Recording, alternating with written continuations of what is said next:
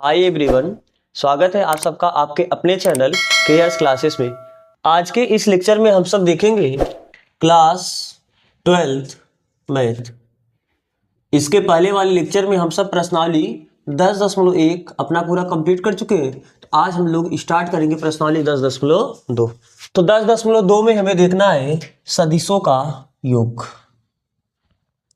सदिशों का योग, दो सदिशों को हम कैसे जोड़ते हैं। अब ध्यान से देखना, जैसे मान लो कि अगर यह आपका एक कोई सदिश है पी क्यू ना, यह आपका वेक्टर पी क्यू हुआ। तो जो इसका पुक्ष होता, इसे हम बोलते हैं क्या, इसका पुक्ष, और इसे बोलते हैं इसका शीर्ष, या इसे बोलते हैं हेड, और इसे हम बोलते हैं क्या, टेल। हेड क्या होता है, जो अंतिम बिंदु, आपको पता है जब हम इस तरीके से सदिश को निरूपित करते हैं तो यह प्रारंभिक बिंदु होता है और ये आपका क्या होता है, अंतिम बिंदु। तो आप ऐसे बोल सकते हो, जो प्रारंभिक बिंदु होता है उसे हम बोलते हैं पुक्ष, और जो अंतिम बिंदु होता है उसे क्या बोलते हैं, शीर्ष। या ये जो एरो का डायरेक्शन होता है ये आपका टेल हेड होता है यानी शीर्ष, और बाकी इधर आपका ये क्या होता है, टेल यानी पुक्ष। समझ में आ रहा है ना। तो जब दो सदिश को जोड़ने की बात आएगी तो आप क्या करोगे, जैसे मान लो एक वेक्टर है पी क्यू और एक कोई दूसरा वेक्टर मान लो ये है, ये इस वेक्टर को चलो हमने बोल दिया ए और बी, तो ये आपका वेक्टर ए बी हुआ और ये आपका वेक्टर पी क्यू है। अगर आपको वेक्टर पी क्यू में वेक्टर ए बी जोड़ना है तो आप क्या करोगे, इन दोनों को ऐसे व्यवस्थित करो, क्योंकि सदिशों का एक देखो शिफ्टिंग प्रॉपर्टी होता है। शिफ्टिंग प्रॉपर्टी का मतलब किसी भी सदिश को आप बिना डायरेक्शन बदले उसी तल में कहीं भी शिफ्ट कर सकते हो। यानी अगर आपको जरूरत पड़ेगा, ये सदिश जो यहाँ बना है इस सदिश को आप शिफ्ट करके ऐसे यहाँ पर बना सकते हो, बस इसका डायरेक्शन, यानी ये ऐसे बदलना नहीं चाहिए। इसके डायरेक्शन को बिना बदले आप इसको शिफ्ट करके यहाँ पर लगा सकते हो, आप इसको शिफ्ट करके यहाँ ले जा सकते हो, इसको शिफ्ट करके यहाँ। तो दो सदिश को, किसी भी सदिश को आप उसी तल में बिना डायरेक्शन बदले कहीं भी शिफ्ट कर सकते हो। तो जिन दो सदिशों को जोड़ना होगा, सबसे पहले आप क्या करो, उन दोनों सदिशों में से एक के हेड पे दूसरे का टेल आ जाए, या दूसरे के टेल पे पहले का हेड आ जाए। हेड पे टेल होना चाहिए या टेल पे हेड होना चाहिए, बात समझ में आ रहा है। यानी उनके शीर्ष पे पुच्छ होना चाहिए दूसरे का, या दूसरे के शीर्ष पे उसका पुच्छ होना चाहिए। बात समझ में आ रहा है। तो हम क्या करते हैं, जैसे मान लो ये सदिश है, हमने इसको शिफ्ट करके यहां पर लाया, ये आपका क्या हुआ, पी क्यू। अब आप इसको शिफ्ट करके ऐसा करो इधर आ जाए, देखो इसका डायरेक्शन नहीं बदलो, बिना डायरेक्शन बदले आप इसको शिफ्ट करके यहां पर लाओ, तो ये आपका क्या था, ए बी। तो लिखना है तो हम इसे सीधा ऐसे लिख दे, क्या, ये आपका पी क्यू वेक्टर है और ये आपका जो है, ये कौन सा वेक्टर है, ए बी वेक्टर है। तो देखो दोनों वेक्टर जुड़ गया, मतलब इस तरीके से हेड पे टेल आया, देखो पहले के हेड पे दूसरे के टेल आगे नहीं आ गया, या आप ऐसे समझ सकते हो इसके टेल पे इसका हेड आ गया। तब इन दोनों का जो योग होता है वो क्या होगा, देखो अब यहां पर चलने के लिए आपने इस क्रम में चला, फिर आपने इस क्रम में चला, तो अगर हम इसको जोड़ दो, यानी इसके अंतिम बिंदु को, सॉरी इसके प्रारंभिक बिंदु को इसके अंतिम बिंदु से जोड़ दे, तो ये त्रिभुज की तीसरी भुजा बन जाएगी। यही इसका क्या हो जाएगा, इन दोनों का योग, यानी यही आपका क्या होगा, vector p q plus vector a b. लेकिन दो सदिश को जोड़ते हो तो एक सदिश आता है, तो अगर यह एक सदिश है तो इसका कुछ न कुछ दिशा होना चाहिए। अब इसका दिशा कैसे ले, क्योंकि इसका दिशा इधर भी हो सकता है, इसका दिशा इधर भी हो सकता है, तो किस डायरेक्शन में दिशा ले, ये दोनों, जिन दोनों को आपने एक के हेड पे दूसरे का टेल या दूसरे के टेल पे पहले का हेड रखा है, उन दोनों का आप क्रम देख लो कैसे, ये ऐसे चला, ये ऐसे चला, अगला वाला ऐसे होना चाहिए, तो उस क्रम में नहीं लेना, उसका विपरीत क्रम लेना है। आप उसी जो फाइनली आपका रिजल्टेंट वेक्टर आएगा, इन दोनों सदिशों का जो योग आएगा उसकी दिशा इन दोनों के क्रम में नहीं लेना है, इसके विपरीत क्रम में लेना है। तो जब इसका जो विपरीत क्रम लोगे तब वही क्या आ जाएगा, यानी ये इसका डायरेक्शन नहीं होगा, इसका डायरेक्शन क्या होगा, समझ में आ रहा है ना, दो सदिश को जोड़ने के लिए। तो इसी को बोलते हैं त्रिभुज नियम, दो सदिशों के योग का त्रिभुज नियम। आप क्लास 11 पढ़े हो, सदिशों के योग का त्रिभुज नियम, समांतर चतुर्भुज नियम, दो सदिशों को जोड़ने के लिए। तो त्रिभुज नियम क्या कहता है, यदि किसी दो सदिश को, देखो एक सदिश आपका ये था, एक सदिश आपका ये था, ये दो सदिश क्या त्रिभुज की दो भुजा को निरूपित कर रहा है, तो जो त्रिभुज की तीसरी भुजा होगी विपरीत क्रम में, विपरीत क्रम मतलब इसका क्रम ये था, इसका क्रम ये था, तो इसका ये क्रम नहीं लिए, इसका अपोजिट क्रम लिए। तो यदि दो सदिश किसी त्रिभुज की दो भुजा को निरूपित करे तो त्रिभुज की तीसरी भुजा विपरीत क्रम में उन सदिशों के योग को निरूपित करता है। बात समझ आ रहा है ना?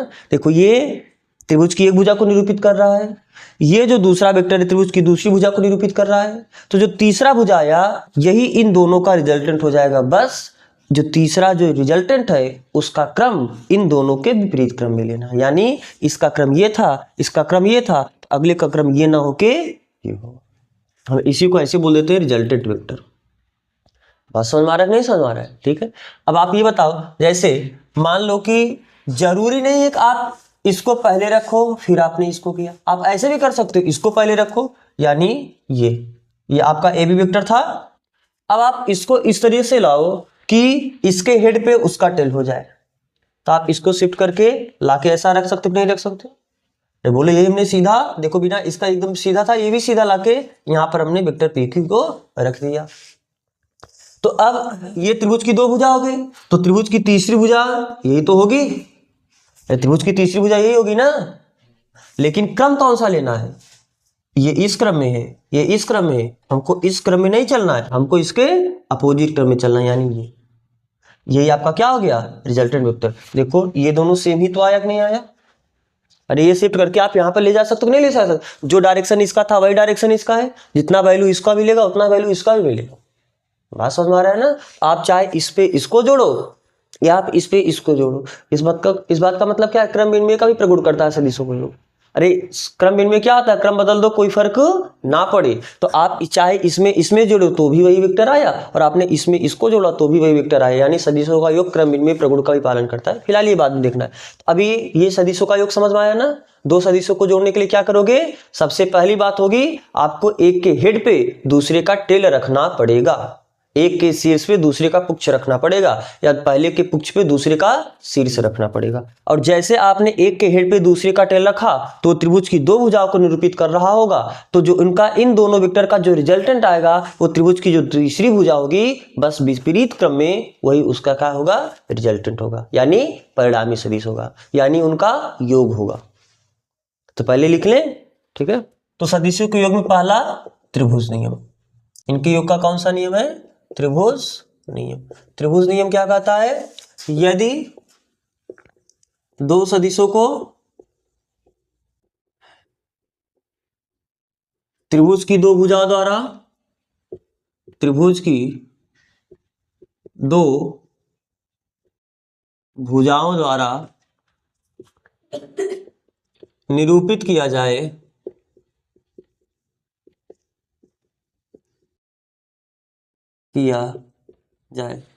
यदि दो सदिशों को किसी क्रम में, ऐसे लिखना, यदि दो सदिशों को किसी क्रम में त्रिभुज की दो भुजाओं द्वारा निरूपित किया जाए तो त्रिभुज की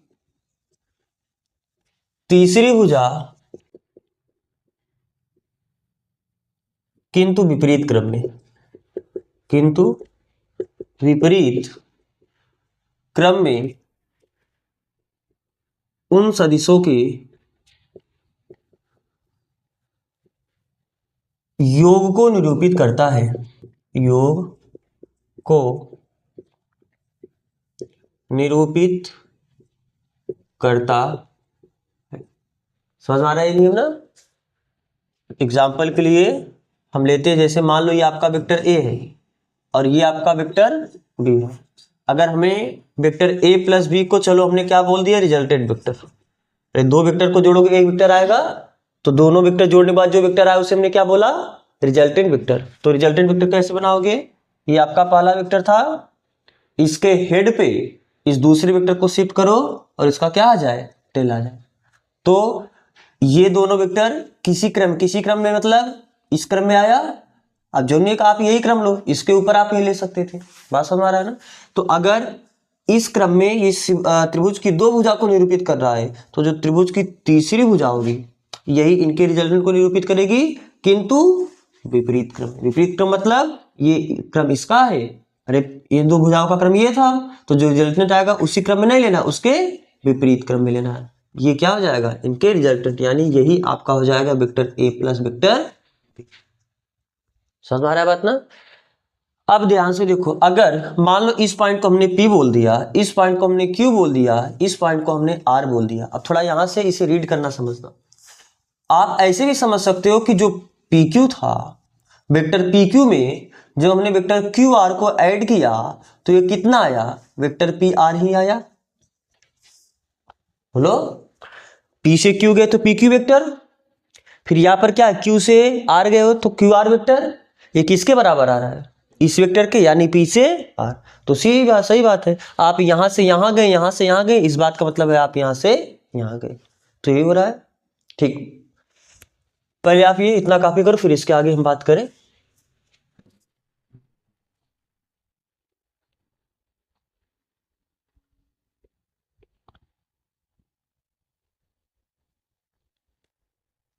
अब देखो, इसके पहले हमने ये जो लिखा, मान लो एक वेक्टर ये है और एक वेक्टर ये है।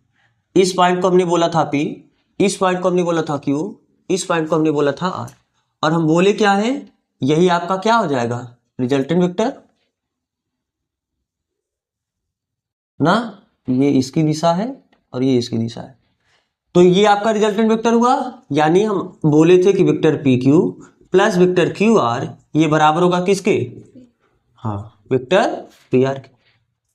अब आपको एक बात पता है क्या, ऋणात्मक सदिश कल पढ़े हो, बोलो।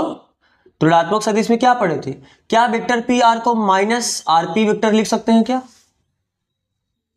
ऋणात्मक सदिश जो आपने कल देखा है, ये मान लो P है और ये मान लो पॉइंट Q है, और मैंने P और Q को जोड़ते हुए एक वेक्टर बना दिया, तो ये क्या है, वेक्टर PQ है। तो किसी सदिश का ऋणात्मक सदिश क्या होता है, ये परिमाण में समान हो, बस दिशा में विपरीत हो। तो ये पॉइंट तो Q है, ये पॉइंट P है, तो ये आपका क्या हुआ, QP वेक्टर। तो जो आपका PQ वेक्टर है यह परिमाण में तो QP वेक्टर के बराबर है, लेकिन विपरीत है दिशा में, इसलिए हम इसका क्या लगा देंगे, माइनस। यानी अगर PQ था, इसको हम QP किए, तो उसका क्या लगा देंगे, माइनस। मतलब अगर आपको वेक्टर AB लिखना होगा तो क्या आप इसे माइनस वेक्टर BA लिख सकते हो कि नहीं लिख सकते हो। अगर आपने जो प्रारंभिक बिंदु था उसको अंतिम बिंदु बना दिया, जो अंतिम बिंदु था उसको आपने प्रारंभिक बिंदु बना दिया, तो फिर वो क्या हो जाएगा, उसका माइनस हो जाएगा। तो वही क्रम में हम कर रहे हैं। अगर ये आपका वेक्टर PR है, अगर ये जो आपका अंतिम बिंदु था इसको हमने प्रारंभिक बिंदु बनाया, और ये आपका जो प्रारंभिक बिंदु है इसको हमने अंतिम बिंदु बनाया, तो इसका हम माइनस लिख सकते हैं नहीं लिख सकते हैं। और ये माइनस इधर आके क्या हो जाएगा, प्लस, यानी vector PQ plus vector QR, और माइनस इधर आके क्या हुआ, प्लस वेक्टर RP। यही बराबर किसके हुआ, अब इधर जीरो नहीं, जीरो वेक्टर हम लिखते। कल शून्य सदिश हम लोग पढ़े ना, जब तीन वेक्टर को जोड़ोगे तो एक वेक्टर आएगा, लेकिन आ रहा है जीरो, केवल जीरो न लिख के उसे क्या लिखते हैं, जीरो वेक्टर लिखते हैं। बात समझ आ रहा है ना, इस बात का मतलब समझो। P से Q चले, फिर Q से R तक चले, फिर RP का मतलब क्या है, R से P तक चले, तो क्या उसी बिंदु पर पहुंचे। तो जब आप इसी बिंदु से चलते चलते उसी बिंदु पर पहुंच गए, तो फिर कितना आपको मिलेगा, प्रारंभ भी आप यहीं से किए हो, अंतिम बिंदु आपका वही हो जाएगा, तो फिर विस्थापन आपका कितना हुआ, जीरो हुआ। तो ये किसके बराबर आता है, जीरो वेक्टर। यानी अगर हम एक बिंदु से प्रारंभ करते हो, ध्यान समझो, अब यहां से आप ऐसे समझ सकते हो, आप यहां से यहां चले, यहां से यहां चले, यहां से यहां चले, यहां से यहां चले, फिर यहां पर पहुंच गए, एक वेक्टर ये है, एक वेक्टर ये है, एक वेक्टर ये है, एक वेक्टर ये है, फिर आप पहुंच गए यहां पर। तो मान लो ये पॉइंट A है, ये B है, ये C है, ये D है, ये E है, तो आप यहां पर इसके लिए क्या लिख सकते हो, A से B चले, फिर B से C चले, लेकिन ध्यान रखना हेड से टेल है, कि जब जोड़ने का बात आता है तो वेक्टर का हेड से टेल ही रखते हो साहब। तो B से C चले, फिर आपने C से D चला, फिर आपने D से E चला, फिर आपने E से A चला, तो ये कुल मिलके कितना आ जाएगा, जीरो वेक्टर। यानी अगर आप किसी बिंदु से प्रारंभ कियो और चलते चलते कितना भी वेक्टर वाइज बनाते बनाते आप उसी बिंदु पर पहुंच जाओगे, तो आपको फाइनली रिजल्ट में क्या मिलेगा, शून्य सदिश, जीरो वेक्टर। बात समझ में आ रहा है ना, तो आप ये भी कॉपी करना, आप इसे कॉपी कर लो, फिर हम इसके बढ़ते हैं आगे। तो ये रहा त्रिभुज नियम से हमने वेक्टर का योग देखा। अब समांतर चतुर्भुज नियम भी देख लो, सदिशों के समांतर चतुर्भुज क्या होता है नियम। वास्तव में त्रिभुज नियम और समांतर चतुर्भुज नियम लगभग एक ही जैसा है, बस जब हम बात करेंगे समांतर चतुर्भुज नियम में, तब इतना आपको ख्याल रखना। त्रिभुज नियम में जो हमने पहला पढ़ा है त्रिभुज नियम, ट्रायंगल लॉ ऑफ एडिशन, त्रिभुज नियम, सदिशों के योग का त्रिभुज नियम, इसमें आपको ख्याल रखना है हेड टू क्या जोड़ना है, टेल, या टेल से क्या जोड़ना है, टेल टू हेड रखना है। लेकिन जब हम चतुर्भुज नियम का बात करेंगे और समांतर चतुर्भुज नियम, समांतर चतुर्भुज नियम,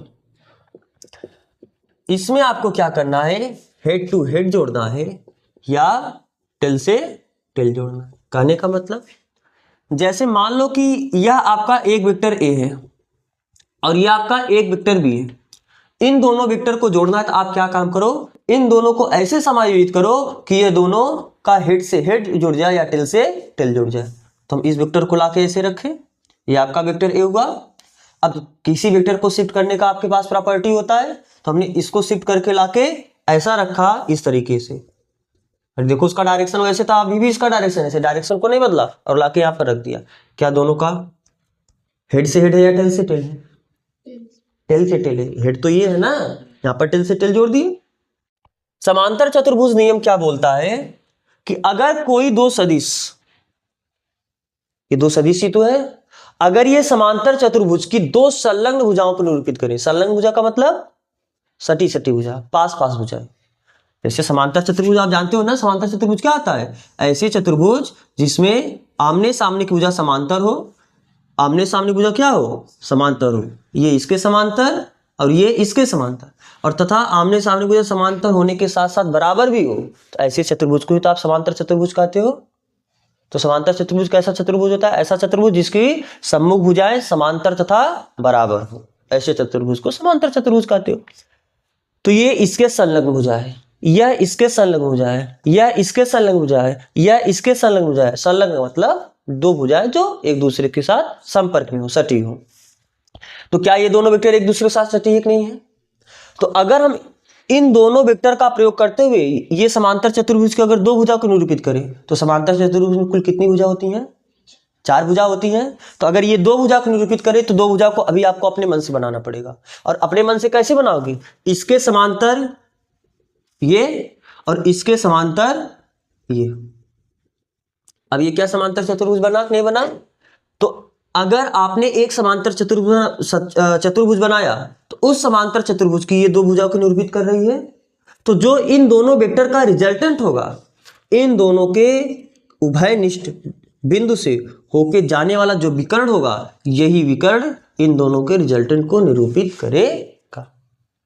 बात समझ आया? समांतर चतुर्भुज नियम क्या बोलता है, क्या बोलता है समांतर चतुर्भुज नियम? एक बार फिर से देखो, अगर जिन दो सदिशों का आपको योग करना है, उन दो सदिश को किसी समांतर चतुर्भुज की दो भुजाओं के द्वारा निरूपित करो और दो संलग्न भुजाओं द्वारा निरूपित करो। किसके द्वारा? अब ऐसा नहीं कि एक वेक्टर ये हो जाए, एक वेक्टर ये हो जाए, तो ये दोनों एक दूसरे के साथ सटी थोड़ा ना। तो आपको ऐसे निरूपित करना है कि ये दोनों एक दूसरे क्या हो जाए, संलग्न भुजा, एक दूसरे क्या हो जाए, संलग्न भुजा। अगर कोई दो वेक्टर समांतर चतुर्भुज की दो संलग्न भुजाओं को निरूपित कर रहा है, तो इन दोनों संलग्न भुजाओं का जो उभयनिष्ठ बिंदु होगा, क्योंकि आपको पता है इस समांतर चतुर्भुज का दो दो विकर्ण होगा, एक ये भी विकर्ण होगा और एक ये भी विकर्ण होगा। तो आपको ये विकर्ण नहीं लेना है, आपको वह विकर्ण लेना है जो दोनों के उभयनिष्ठ बिंदु, इन दोनों का उभयनिष्ठ बिंदु यही एक नहीं, उभयनिष्ठ यानी कॉमन पॉइंट। तो इन दोनों के उभयनिष्ठ बिंदु से होके जो विकर्ण जाएगा, वही विकर्ण इनके रिजल्टेंट यानी इनके योग को निरूपित करेगा। यानी यही आपका क्या हुआ, वेक्टर ए प्लस वेक्टर बी। बात समझ में आ रहा है ना? तो यही है समांतर चतुर्भुज नियम। अच्छा, यहां से भी आप क्रमबिन्मय नियम को समझ सकते हो। कैसे? अगर ये वेक्टर ए है तो क्या आप इसको भी वेक्टर ए समझ सकते हो? और अगर आपका ये वेक्टर बी है तो क्या आप इसको भी वेक्टर बी समझ सकते हो? बोलो। अरे अगर ये वेक्टर ए था, ये भी वेक्टर ए हुआ, और ये वेक्टर बी है तो ये भी आपका वेक्टर बी हुआ। यहां पर देखो, क्या इसका जो हेड है और इसका जो हेड है मैच कर गया कि नहीं मैच कर गया? बोलो। चलो हम इसको मिटाते हैं, ये समझो। इसका हेड यही तो था, जब आप इसको शिफ्ट करके यहां लाए तो इसका हेड यहां पर आया, और जब इसका हेड यहां पर था, इसको शिफ्ट करके आप यहां पर लाए तो इसका हेड यहीं पर तो आया। बोलो। तो समांतर चतुर्भुज नियम क्या कहता है? आप इन दोनों को भी, इन दोनों भुजा को छोड़ो, आप इन दोनों भुजा को समझो। एक आपका ये भुजा हुआ और एक आपका ये भुजा हुआ। तो क्या ये भी समांतर चतुर्भुज की दो भुजा को निरूपित कर रहा है? इनका उभयनिष्ठ बिंदु ये हुआ। तो उभयनिष्ठ बिंदु से जो होके जाने वाला विकर्ण होगा वही क्या निरूपित करेगा? उनके योग को निरूपित करेगा। लेकिन अब बताओ, इसका डायरेक्शन आप इधर लोगे क्या? जब दोनों का हेड यहां पर है तो इनके रिजल्टेंट का हेड भी वहीं आएगा। यहां पर देखो, जब दोनों का टेल यहां पर था तो जब इनका रिजल्टेंट बीच में से पास कराए थे तो उसका टेल यहां आया था। तो याद रखना समांतर चतुर्भुज नियम में क्या, कि अगर ये दो वेक्टर है तो दोनों का हेड जहां से मिला है इनका रिजल्टेंट ये होगा। सही बात है, इनके बीच से, इनके उभयनिष्ठ बिंदु से होके जाने वाला जो विकर्ण है वही उनका रिजल्टेंट होता है। लेकिन जो रिजल्टेंट होगा, अगर दोनों का हेड यहां पर था तो रिजल्टेंट का भी हेड वहीं पर होगा, और अगर दोनों का टेल यहां पर है तो इनके बीच से होके जाने वाला जो विकर्ण होगा वही उनका रिजल्टेंट होगा। लेकिन अगर दोनों का हेड यहां पर था तो रिजल्टेंट का भी हेड वहीं पर होगा। जहां दोनों वेक्टर का हेड होगा वहीं पर रिजल्टेंट का भी हेड आएगा, या जहां दोनों वेक्टर का टेल होगा वहीं रिजल्टेंट का टेल भी आएगा। बात समझ में आ रहा है ना? तो यानी ये क्या हुआ, क्या ये vector B plus vector a हुआ? बोलो। अरे अब की यहां पर आपने ए में बी जोड़ा था, अब की आपने बी में ए को जोड़ा है, यानी क्या ये vector B plus vector a को निरूपित कर रहा होगा ये वेक्टर? तो देखो, वेक्टर ए प्लस बी वही वेक्टर आया जो कि vector B plus vector a आया। यानी क्रम विनिमय प्रगुण का पालन कर रहा है कि नहीं पालन कर रहा है? तो आप याद रखो, सदिशों का जो योग होता है वह क्रम विनिमय प्रगुण का पालन करता है। क्रम विनिमय ही नहीं, साचय प्रगुण का भी पालन करता है। अभी वहां पर हम समझते हैं। तो क्या है, समांतर चतुर्भुज नियम समझ में आ रहा है ना? तो समांतर चतुर्भुज नियम में क्या बोलता है? समांतर चतुर्भुज नियम क्या कहता है? जिन दो सदिशों को जोड़ना है आप उसे क्या करो, किसी समांतर चतुर्भुज की दो संलग्न भुजाओं के द्वारा निरूपित कर दो। तो उनके उभयनिष्ठ बिंदु से होके जाने वाला जो विकर्ण होगा वही विकर्ण उन दोनों सदिशों के रिजल्टेंट यानी योग को निरूपित करेगा। शर्त है, अगर दोनों का हेड यहां पर रहा होगा तो रिजल्टेंट का हेड भी यहीं पर आएगा, और दोनों का टेल अगर यहां पर रहा होगा तो रिजल्टेंट का टेल भी वहीं होगा। तो आप पहले ये नियम लिख लो, फिर इसके आगे हम बात करेंगे।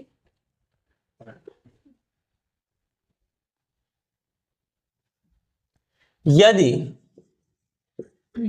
दो सदिशों को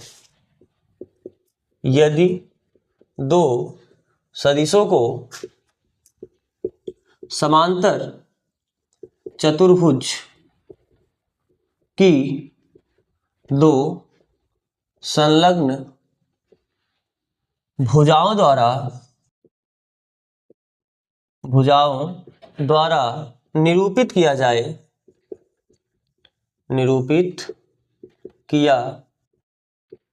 जाए तो उन दोनों भुजाओं के उभयनिष्ठ बिंदु से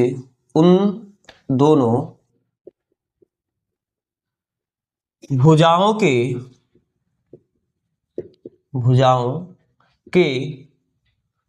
उभयनिष्ठ बिंदु से होकर जाने वाला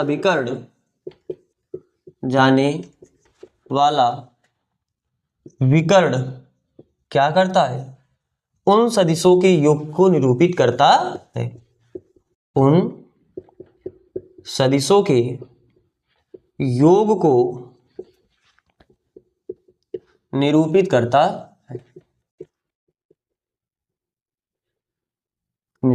है। जैसे मान लो ये आपका वेक्टर ए हुआ और ये आपका वेक्टर बी हुआ, तो ये समांतर चतुर्भुज बनाना पड़ेगा, ये और ये आपका समांतर चतुर्भुज बना। तो इनका जो उभयनिष्ठ बिंदु है, इस उभयनिष्ठ बिंदु से होके जाने वाला जो विकर्ण होगा यही क्या करेगा, इनके पर रिजल्टेंट यानी वेक्टर ए प्लस वेक्टर बी को निरूपित करेगा। तो आप ये फिगर बनाना है, आप ये फिगर बना लो, फिर कॉपी करो, फिर हम आगे बढ़े। सदिशों के योगफल के गुणधर्म, दो ही गुणधर्म आपको पढ़ना है, एक क्रम विनिमय प्रगुण और एक साचय प्रगुण। तो जो सदिशों का योग होता है वह क्रम विनिमय प्रगुण का भी पालन करता है और साचय प्रगुण का पालन करना। क्रम विनिमय का पालन करने का मतलब, जैसे मान लो एक वेक्टर ए है और एक वेक्टर बी है, तो चाहे आप वेक्टर ए में वेक्टर बी जोड़ो वही आएगा जो आप वेक्टर बी में वेक्टर ए को जोड़ो। साचय प्रगुण क्या बोलता है, अगर तीन सदिश है, मान लो वेक्टर ए वेक्टर बी वेक्टर सी, ये तीन सदिश है, अगर आपको इन तीनों सदिशों को जोड़ना है तो चाहे आप पहले दूसरे को जोड़ के तब उसके बाद, क्योंकि जब पहले दूसरे को जोड़ोगे इनका कुछ रिजल्टेंट आ रहा है, इसके बाद मान लो चलो इसके रिजल्टेंट को हम क्या बोल दिए आर डैश, फिर आप इसमें तीसरा वेक्टर जोड़ो। पहले आप पहले दूसरे को जोड़ लो, पहले दूसरे जोड़ने के बाद इनका कुछ रिजल्टेंट आएगा, उसमें अब आप तीसरा जोड़ो तो अब इनका फिर कुछ रिजल्टेंट आएगा, तो यह वही आएगा जो आप पहले में इन दोनों को जोड़ के जोड़ो, यानी वेक्टर ए में जोड़ो इन दोनों को जोड़ के। इन दोनों को जोड़ने का मतलब चलो हो सकता है कि इनका कुछ अलग डैश आ जाए, यानी आर डबल डैश बोल देते हैं। बी और सी जो को जोड़ोगे तो कुछ नया परिणाम आएगा, यहाँ पर जोड़ोगे कुछ अलग आएगा, तो यहाँ पर हम आर डबल डैश बोल देते हैं।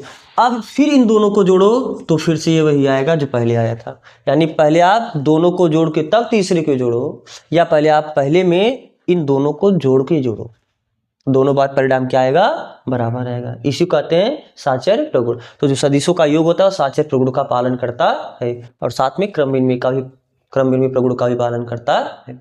अगर आपको सिद्ध करना होगा तो आप वैसे बस रफली देखना, देख लो। फिलहाल के साथ इसका प्रॉपर्टी याद रखो, ठीक है ना। आपको ये प्रूफ नहीं पूछेगा, लेकिन हल्का सा हम लोग देख भी लेंगे, लेकिन पहले आप इसका प्रॉपर्टी मेन बात है याद रखना। तो पहला क्रम विनिमय प्रगुण, क्रम विनिमय प्रगुण। क्रम विनिमय प्रगुण का मतलब क्या है कि वेक्टर ए प्लस वेक्टर बी ये बराबर होता है vector B plus vector c के। चाहे ए में बी जोड़ो चाहे बी में जो ए जोड़ो, ये दोनों क्या होता है, बराबर होता है। कैसे, जैसे मान लो ये आपका वेक्टर ए है ना, और ये आपका क्या है, वेक्टर बी। तो आपको पता है कि जब ये समांतर चतुर्भुज बनाओगे तो अगर ये वेक्टर बी था तो ये भी वेक्टर बी होगा, और अगर ये वेक्टर ए था तो ये भी वेक्टर ए होगा। इन पॉइंट का नाम दे दो ए बी सी डी, बताओ। तो इन दोनों का रिजल्टेंट क्या आएगा, जो इनके बीच से कॉमन पॉइंट से होके जाने वाला जो विकर्ण होगा यही तो इनका रिजल्टेंट आएगा। अरे यही तो रिजल्टेंट होगा, बात समझ में आ रहा है ना। इसके पहले आपने यही देखा। अब एक काम करो, ध्यान से देखो, अगर यह वेक्टर बी था तो यह भी वेक्टर बी ही बोला आपने। वेक्टर बी बोलने का मतलब इसका भी डायरेक्शन ऐसे ही रहा होगा। और अगर यह वेक्टर ए था यानी इस तरीके से, तो इसका डायरेक्शन अगर इधर था तो ये भी वेक्टर ए है, यानी इसका डायरेक्शन भी इधर होगा। तो आप एक बार त्रिभुज ये बी सी, ये अच्छा डी है ना, तो आप एक बार इस त्रिभुज में यानी त्रिभुज ए डी सी में त्रिभुज नियम लगाओ। अरे समांतर चतुर्भुज नियम से पहले आपने त्रिभुज नियम पढ़ा है कि नहीं पढ़ा है। तो त्रिभुज ए डी सी में त्रिभुज नियम से, त्रिभुज नियम क्या बोलता है, ए से डी गए फिर डी से सी गए, तो ये तो आपका ए से सी गए, मतलब ये बराबर होगा किसके, वेक्टर ए सी के। ए डी वेक्टर क्या है, vector a, d c vector क्या है, वेक्टर बी, यही आपका ए सी वेक्टर आया। ए सी वेक्टर यानी रिजल्टेंट वेक्टर आर वेक्टर। अब आप ऊपर वाले त्रिभुज में त्रिभुज नियम लगाओ, यानी किस त्रिभुज में, त्रिभुज ए बी सी। त्रिभुज ए बी सी में त्रिभुज नियम से, त्रिभुज नियम से, तो त्रिभुज नियम से क्या लगा सकते हो। अब यहां पर क्या है, आप यहां से यहां गए फिर यहां से यहां गए, यानी vector a b plus b से सी जाने का मतलब वेक्टर बी सी, ये किसके बराबर आएगा, वेक्टर ए सी के। बताओ वेक्टर ए बी है कितना, vector B, vector b c है कितना, वेक्टर ए, और वेक्टर ए सी क्या है, वेक्टर आर। तो इसको फर्स्ट मानो, इसको आप सेकंड मानो। तो ध्यान से देखो, ये भी वेक्टर आर है, ये भी वेक्टर आर है, यानी पहले और दूसरे से आप क्या बोल सकते हो, वेक्टर ए प्लस बी ये बराबर आया vector B plus vector a. ये कहां से, फ्रॉम फर्स्ट एंड सेकंड। बात समझ में आ रहा है ना। तो जब पहली बार हमने किया ए से बी में जोड़ा तो ये आपका रिजल्टेंट वेक्टर आया, यानी आपका ये वेक्टर ए प्लस वेक्टर बी आया। और जब बी में ए जोड़े तो भी आपका वही रिजल्टेंट वेक्टर आया, यानी vector B plus vector a आया। दोनों एक ही वेक्टर है, इसलिए दोनों क्या होगा, बराबर होगा। तो समझ में आया ना क्रम विनिमय प्रगुण का पालन कैसे करता है। आपको एक कॉपी करना है तो आप केवल ये पार्ट कॉपी मत करना, आप केवल इतना कॉपी कर सकते हो इसके आगे। चलो अब हम देखते हैं इसका साहचर्य प्रगुण। दूसरा साहचर्य प्रगुण। साहचर्य प्रगुण, साहचर्य प्रगुण में क्या मतलब है कि अगर तीन वेक्टर है, वेक्टर ए, वेक्टर बी, वेक्टर सी, तो आप चाहे इन दोनों को जोड़ के तब तीसरे को जोड़ो, ये वही आएगा जो आप पहले में इन दोनों को जोड़ के जोड़ो। बात समझ में आ रहा है ना। इसके लिए हम क्या करते हैं, तीन वेक्टर ले लेते हैं इसके प्रूफ के लिए। आप प्रूफ जरूरी नहीं है, फिर करें प्रूफ जरूरी नहीं, उतना पहले ये है क्या वो समझते रहो। प्रूफ तो ठीक है, प्रूफ कर लोगे अच्छी चीज है। ये मान लो वेक्टर ए है, ये मान लो वेक्टर बी है, और मान लो ये आपका वेक्टर सी है। चलो ऐसे बना देते, ये वेक्टर ए है, ये वेक्टर बी है, और मान लो ये आपका वेक्टर सी है। कौन सा वेक्टर है? Vector C. इन तीनों वेक्टर को हमको जोड़ना है, ठीक है। तो कैसे जोड़ोगे? पहले आप ए में बी को जोड़ोगे। तो ए में बी को जोड़ने का मतलब ये आपका वेक्टर ए था और ये आपका वेक्टर बी था। तो पहले आपने ए में बी को जोड़ा तो आपको ये वेक्टर मिला कि नहीं मिला? बोलो। अब यानी यही आपका क्या है? वेक्टर ए प्लस वेक्टर बी है। इस बात का मतलब क्या है? वेक्टर ए प्लस वेक्टर बी जोड़ने के बाद जो है उसमें आपको वेक्टर सी जोड़ना है। तो वेक्टर ए और वेक्टर बी जोड़ने के बाद यही वेक्टर आया, इसमें आप वेक्टर सी को जोड़े। वेक्टर सी को जोड़ने मतलब ये।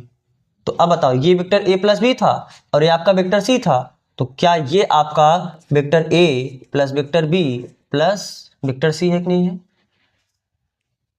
समझ आ रहा है बात ना? अब ये पार्ट क्या बोलता है कि वेक्टर ए में आप जोड़ो क्या? Vector B plus vector C. पहले vector B plus vector C जोड़ो, को कितना आएगा?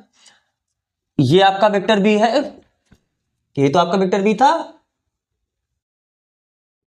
और वेक्टर सी आपका क्या है? ये। तो जब इन दोनों को जोड़ोगे तो यही तो vector B plus vector c आएगा। तो लो, अब इसको क्या करना? वेक्टर ए में जोड़ना। वेक्टर ए में जोड़ने का मतलब वेक्टर ए आपका ये था, इस वेक्टर ए में आपको जोड़ना वेक्टर बी प्लस सी, और वेक्टर बी प्लस सी आपका यही तो है। बोलो, ये तो आपका vector B plus vector c था। तो भी इन दोनों को जोड़ोगे, देखो वही डायरेक्शन में आया। ये आपका क्या हुआ? वेक्टर ए plus vector B plus vector c. क्या देखो, दोनों डायरेक्शन वाइज और वैल्यू वाइज दोनों क्या आएगा? सेम आएगा। बात समझ आ रहा है ना? इस बात का मतलब क्या हुआ कि चाहे और अगर इसको बनाना है तो बना सकते हो। ये कहां से आया? Vector B plus vector c. कुछ आपका ये वेक्टर बी था और ये आपका वेक्टर सी था, यही तो आपका vector B plus vector c आया था। आपने वेक्टर ए में वेक्टर बी प्लस सी को जोड़ा है, तो ये आपका वेक्टर ए plus vector B plus vector c आया। तो दोनों फिगर को मिलाओ, थोड़ा ये वेक्टर भी सही से बना लो। ये कुछ हल्का ऐसा था और ये आपका कुछ मान लो, समझ लो छोटा इसमें बन गया है, तो समझ लो ये वेक्टर ए है, ये वेक्टर बी है, ये वेक्टर सी है। तो फाइनली यही दोनों बार बराबर आया कि नहीं आया? इसका मतलब ये दोनों क्या है? बराबर है। कौन कौन? वेक्टर ए प्लस वेक्टर बी। इन दोनों को जोड़ने के बाद आपने वेक्टर सी जोड़ा, ये वही आया जो वेक्टर ए में आपने जोड़ा है vector B plus vector c को। तो त्रिभुजों का योग, सॉरी सदिशों का योग साचय प्रगुण का भी पालन करता है। समझ में आ रहा है ना? आपको ये कॉपी करना, आप इसे कॉपी करो, फिर हम बढ़ते हैं इसके आगे। अब आपका अगला हेडिंग है, एक अदिश से सदिश का गुणन। यानी कोई एक अदिश है, उसका हम क्या करेंगे? सदिश में गुणा करेंगे। सदिश में गुणा करने का मतलब जैसे देखो नॉर्मल चीज है। मान लो ये आपका क्या है? 1 2 3 4, 4 परिमाण वाला कोई आपका ये वेक्टर है। इस वेक्टर में किसी अदिश का मतलब एक नंबर का, ऐसा समझ लो। अदिश का मतलब क्या करते हैं? हम किसी एक नंबर का गुणा करते हैं। तो मान लो ये वेक्टर ए है, इसमें अगर हम 2 का गुणा कर दिए तो क्या अब आपका वो 2 वेक्टर हो जाएगा? सदिश में अदिश का गुणा होगा कि नहीं होगा? तो इस बात का मतलब क्या होगा? ये तो आपका वेक्टर ए था, अब वेक्टर 2 ये क्या होगा? परिमाण वही रहेगा, दिशा वही रहेगा, बस उसका परिमाण कितना हो जाएगा? 2 गुना। 2 गुना होने का मतलब 1 2 3 4 इसका परिमाण था। अब आपको जो सदिश बनाना है 1 2 3 4 5 6 7 8, ये क्या हो जाएगा? ये वेक्टर 2 को रिप्रेजेंट कर रहा है, यानी उसका परिमाण कितना हो गया? 2 गुना। अगर आपको कभी पूछे कि वेक्टर a बाई 2 लिखो, देखो इसमें भी एक वेक्टर a क्या है? सदिश है। इसमें आप कितने का गुणा किए? 1/2 का गुणा किए। तो 1/2 आपका एक नंबर है, अदिश है। तो इस सदिश में एक अदिश का गुणा करने का मतलब क्या है? डायरेक्शन वही रहेगा, डायरेक्शन नहीं बदलना है, डायरेक्शन वही रहेगा, बस परिमाण क्या हुआ? आधा हुआ। आधा होने का मतलब इसका परिमाण 4 था, तब इसका परिमाण कितना हो जाएगा? 2, यानी यहीं तक। तो ये किसको रिप्रेजेंट कर रहा है? वेक्टर a बाई 2 को।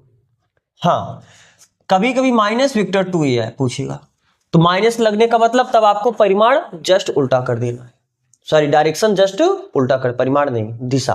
अगर माइनस लग गया, माइनस का गुणा होने का मतलब क्या है? जो दिशा था उसका जस्ट अपोजिट दिशा लेना है, क्योंकि आपको पता है ना कि वेक्टर ए ये बराबर होता है माइनस वेक्टर ए के। ये कहाँ बराबर होता है? वेक्टर ए अलग होता है और वेक्टर माइनस ए अलग होता है। वेक्टर ए का डायरेक्शन ये है तो वेक्टर माइनस ए का डायरेक्शन ये होगा। बात समझ आ रहा है ना।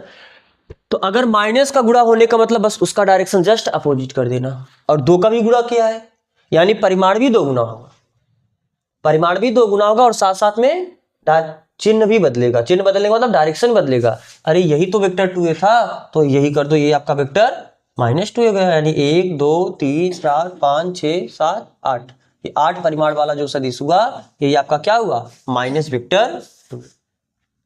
तो बात समझ में आ रहा है ना। तो अगर किसी सदिश में आप किसी अचर का गुणा करना यानी अदिश का गुणा करने का मतलब क्या है कि अगर किसी प्लस धनात्मक संख्या का गुणा होगा तो दिशा वही रखो, बस जितने का गुणा कर दिया परिमाण को आप उतना गुणा कर दो, और अगर निगेटिव नंबर का गुणा किया तो डायरेक्शन बदल दो, बाकी जितने परिमाण का गुणा किया उतना परिमाण को आप बढ़ा दो। समझ में आ रहा है बात ना। तो बस इसमें कुछ है नहीं, आपको ये बस समझना है कि अगर हम नंबर का गुणा कर देते तो उससे क्या हो जाता है। आप ये फिगर इसमें इस एडी में बनाना है तो बना सकते हो। अब चलो, अब आपका अगला हेडिंग, एक सदिश के घटक।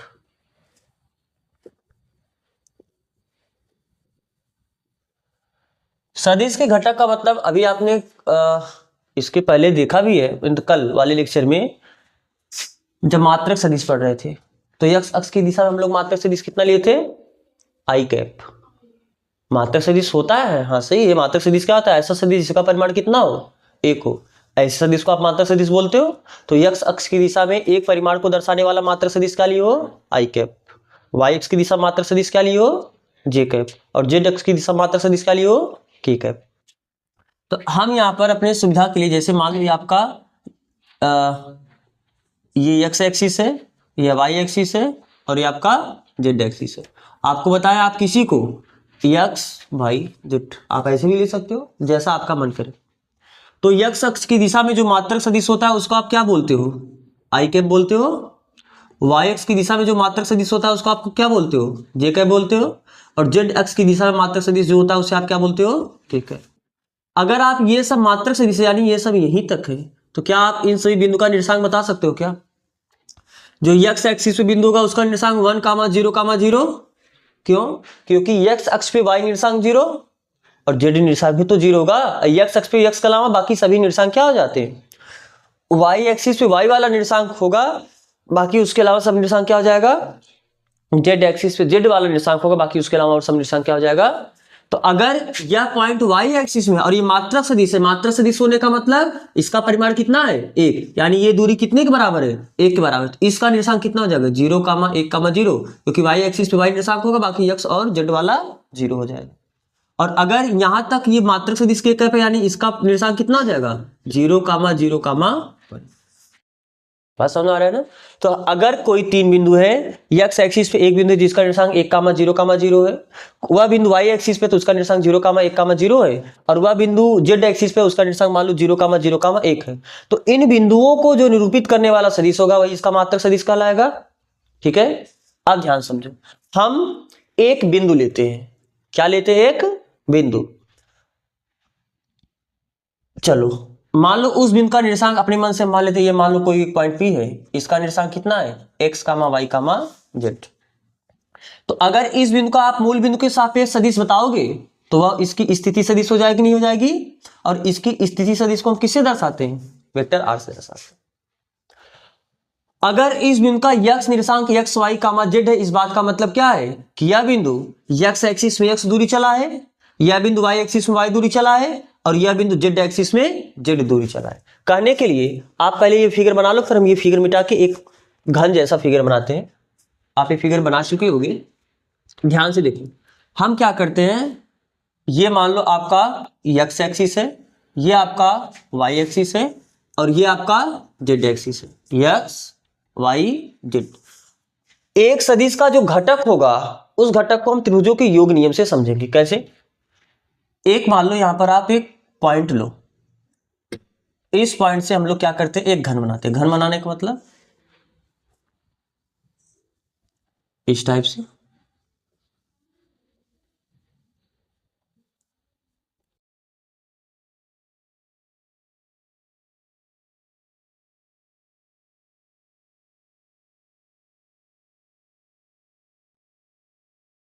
ठीक है। ये कौन सा बिंदु है, पी। इस बिंदु का निर्देशांक मान लेते हैं कितना, x कामा y कामा z, और यह आपका ओरिजिन है। तो O से P तक जो सदिश होगा ये आपका OP वेक्टर होगा। क्या आपको ये बात समझ में आ रहा है ना कि ये जो आपका पॉइंट P है ये कहाँ है? अभी इसके पहले वाले लेक्चर में बात हुआ है, ये पॉइंट आपका किसी तल में नहीं है, ये पॉइंट आपका कहाँ पर है? बाहर है। लग भी रहा होगा ना, अगर आप थोड़ा इसको हल्का सा फील करना। अब ध्यान से बात समझो, अगर इस पॉइंट का x निर्देशांक x है, इस बात का मतलब क्या है कि यह जो बिंदु है वह x अक्ष में कितनी दूरी चला है, क्योंकि यह बिंदु तो बाहर है ना। अगर बाहर होने का मतलब यह जो बिंदु है x में कितनी दूरी चला है? x दूरी चला है। y एक्सिस में कितनी दूरी चला है? y दूरी चला है। और z एक्सिस में कितनी दूरी चला है? किसी बिंदु का निर्देशांक आप ऐसे ही तो बताते हो, जब आप 2D का बात करते हो तो इस बिंदु का निर्देशांक मान लो 2,3 होगा, ये आप कैसे बताएंगे? इस बात का मतलब क्या है कि जब आप यहां से एक्सिसों पर परपेंडिकुलर डालते हो तो जहां काटता है यह दूरी कितना होता है? 2, और यह दूरी कितना होता है? 3। अब आप ये 3 है तो आप ये भी ऐसे भी समझ सकते हो कि यह x में 2 चला है, y में 3 चला है। अगर यह 3 होगा तो ये भी तो 3 होगा, यह 2 होगा तो ये भी 2 ही होगा। तो किसी बिंदु का निर्देशांक का मतलब हुआ कितना, x अक्ष में 2 दूरी चला तो उसका निर्देशांक 2 होगा, और y अक्ष में 3 यूनिट ऊपर चला तो उसका y निर्देशांक 3 होगा। तो निर्देशांक ऐसे ही तो बताते हो ना, ये देख के कि वह x एक्सिस y एक्सिस में कितना चला है। तो यहाँ पर एक एक्सिस और आ गया है, z एक्सिस भी आ गया है। तो अगर निर्देशांक x, y, z है, इस बात का मतलब क्या है कि x एक्सिस में x दूरी चला है, y एक्सिस में y दूरी चला है, और z एक्सिस में, लेकिन हम वेक्टर फॉर्म में लिख रहे हैं। किस फॉर्म में लिख रहे हैं? अब ध्यान समझे। तो जब यह पॉइंट, थोड़ा इसको आप यहीं तक बनाना, समझो ऐसे। अब ध्यान से देखो, क्या यही तो x एक्सिस में चली गई थी, क्योंकि इसको आपने x अक्ष माना है, आपने इसको y अक्ष माना है, इसको आप z अक्ष माना है। तो x अक्ष में यही दूरी क्या x के बराबर होगा? बोलो, जब यह दूरी x बराबर होगा तभी तो यह दूरी x बराबर होगा, और यह भी दूरी x होगा, और ये सभी दूरियां बराबर होंगी, क्योंकि आपको पता है अगर ये 2 होगा तो ये भी 2 होगा, और यह 3 है तो ये भी 3 होगा। और जब 3D का बात कर दोगे तो खुद सोचो ना, क्या ये वाला दूरी, ये वाला दूरी, ये वाला दूरी, जब आप इसको एक घन जैसा फील करो, क्या ये चारों दूरियां बराबर होंगी कि नहीं बराबर होंगी? हमें उन तीनों से नहीं मतलब, आप केवल ये समझो। तो क्या ये आप इसे लिख सकते हो यक्स आई कैप? आई कैप क्यों लिखा? क्योंकि यक्स अक्ष की दिशा में जो मात्रक सदिश होता है वो क्या होता है? आई कैप। तो अगर यक्स दूरी चला है, हम कह रहे हैं एक दूरी को आप आई कैप रिप्रेजेंट कर रहे हो, तो यक्स दूरी को क्या आप यक्स आई कैप ही तो लिखोगे? बोलो, तो हम क्या इतनी दूरी को, यहां तक की दूरी को यक्स आई कैप लिख सकते हैं? ठीक। अगर इस बिंदु का y निर्देशांक y है, इस बात का मतलब क्या है कि यह जो बिंदु है ये y एक्सिस में कितना चला है? y दूरी चला है। y दूरी का मतलब अगर वेक्टर फॉर्म में लिखना होगा तो हम क्या लिखेंगे? y j cap. बात समझ आ रहा है? अच्छा, अगर इस बिंदु का z निर्देशांक z है, इस बात का मतलब क्या है कि यह बिंदु z एक्सिस में कितना चला है? z दूरी चला है। तो यानी ये जो ये है, ये आपका क्या z के कैप, इसे लिख सकते हो कि नहीं लिख सकते हो? एक काम करो ना, देखो यहां पर एक एक्सिस को हम कैपिटल एक्स से निरूपित किए हैं, ये जो y एक्स है इसको हम कैपिटल y से निरूपित कर रहे हैं, और जो आपका z एक्सिस है इसको हम कैपिटल z से निरूपित कर रहे हैं, और इसका जो निर्देशांक है इसको हम small x small y small z से निरूपित कर रहे हैं, x y चलो z। तो ये x आई कैप हुआ, y एक्सिस में चली गई दूरी y j कैप हुआ, और z एक्सिस में चली गई दूरी z k कैप हुआ। डायरेक्शन x एक्सिस की धनात्मक दिशा में, y एक्सिस के धनात्मक दिशा में, और z एक्सिस के धनात्मक दिशा में। क्या इतना पॉइंट आपको समझ में आया? ठीक। अब ध्यान समझे, हम इस पॉइंट को कुछ नाम देते हैं। चलो मान लो ये पॉइंट आपका हुआ P1, फिर ये पॉइंट आपका हुआ, इस पॉइंट को चलो बोल देते हैं P2, इस पॉइंट को बोल देते हैं P3, और ये जो आपका पॉइंट है चलो इसे P4, P5, P6, ऐसा इसको आपने P तो बोला ही, ठीक है। ये हमने केवल क्या किया, उस बिंदु का कुछ न कुछ नाम दिया। अब आप ऊपर क्या हो रहा है उसे भूल जाओ, ऊपर जो हो रहा है उसे आप भूल जाओ। अगर यह x है और यह y है, इन दोनों के बीच एंगल कितना है? एंगल 90 ही रहा होगा। अरे x एक्सिस y एक्सिस एक दूसरे के साथ कितने अंश का कोण बनाते हैं? 90 अंश का तो कोण बनाते हैं। बोलो, ठीक। अगर यह x आई कैप है, यह y j कैप है, तो क्या आप यह बता सकते हो कितना होगा?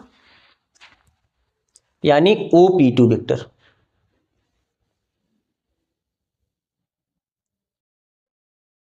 बोलो, अगर यह एक्स आई कैप है या वाई जे कैप है तो क्या आप ये OP2 वेक्टर बता सकते हो?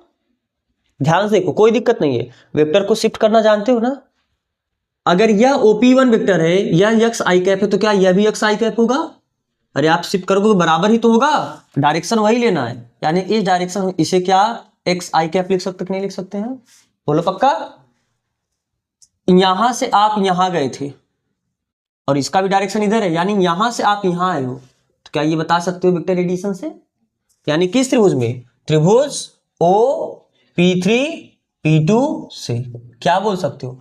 O से P3 गए, फिर P3 से P2 गए, ये बराबर होगा किसके? O से P2 का जाना। और OP3 क्या है? YJ कैप, और P3 से P2 कितना है? XI कैप, यही तो बराबर होगा O से P2 का जाना। और आपको पता है कि वेक्टर क्रम विनिमय नियम का पालन करता है, तो हम इसे ऐसे लिख दे क्या? वेक्टर OP2 बराबर, ये आपका 2 है, XI cap plus YJ cap, यानी ये आपका कितना आया? X, यही तो है OP2 vector, XI cap plus YJ cap.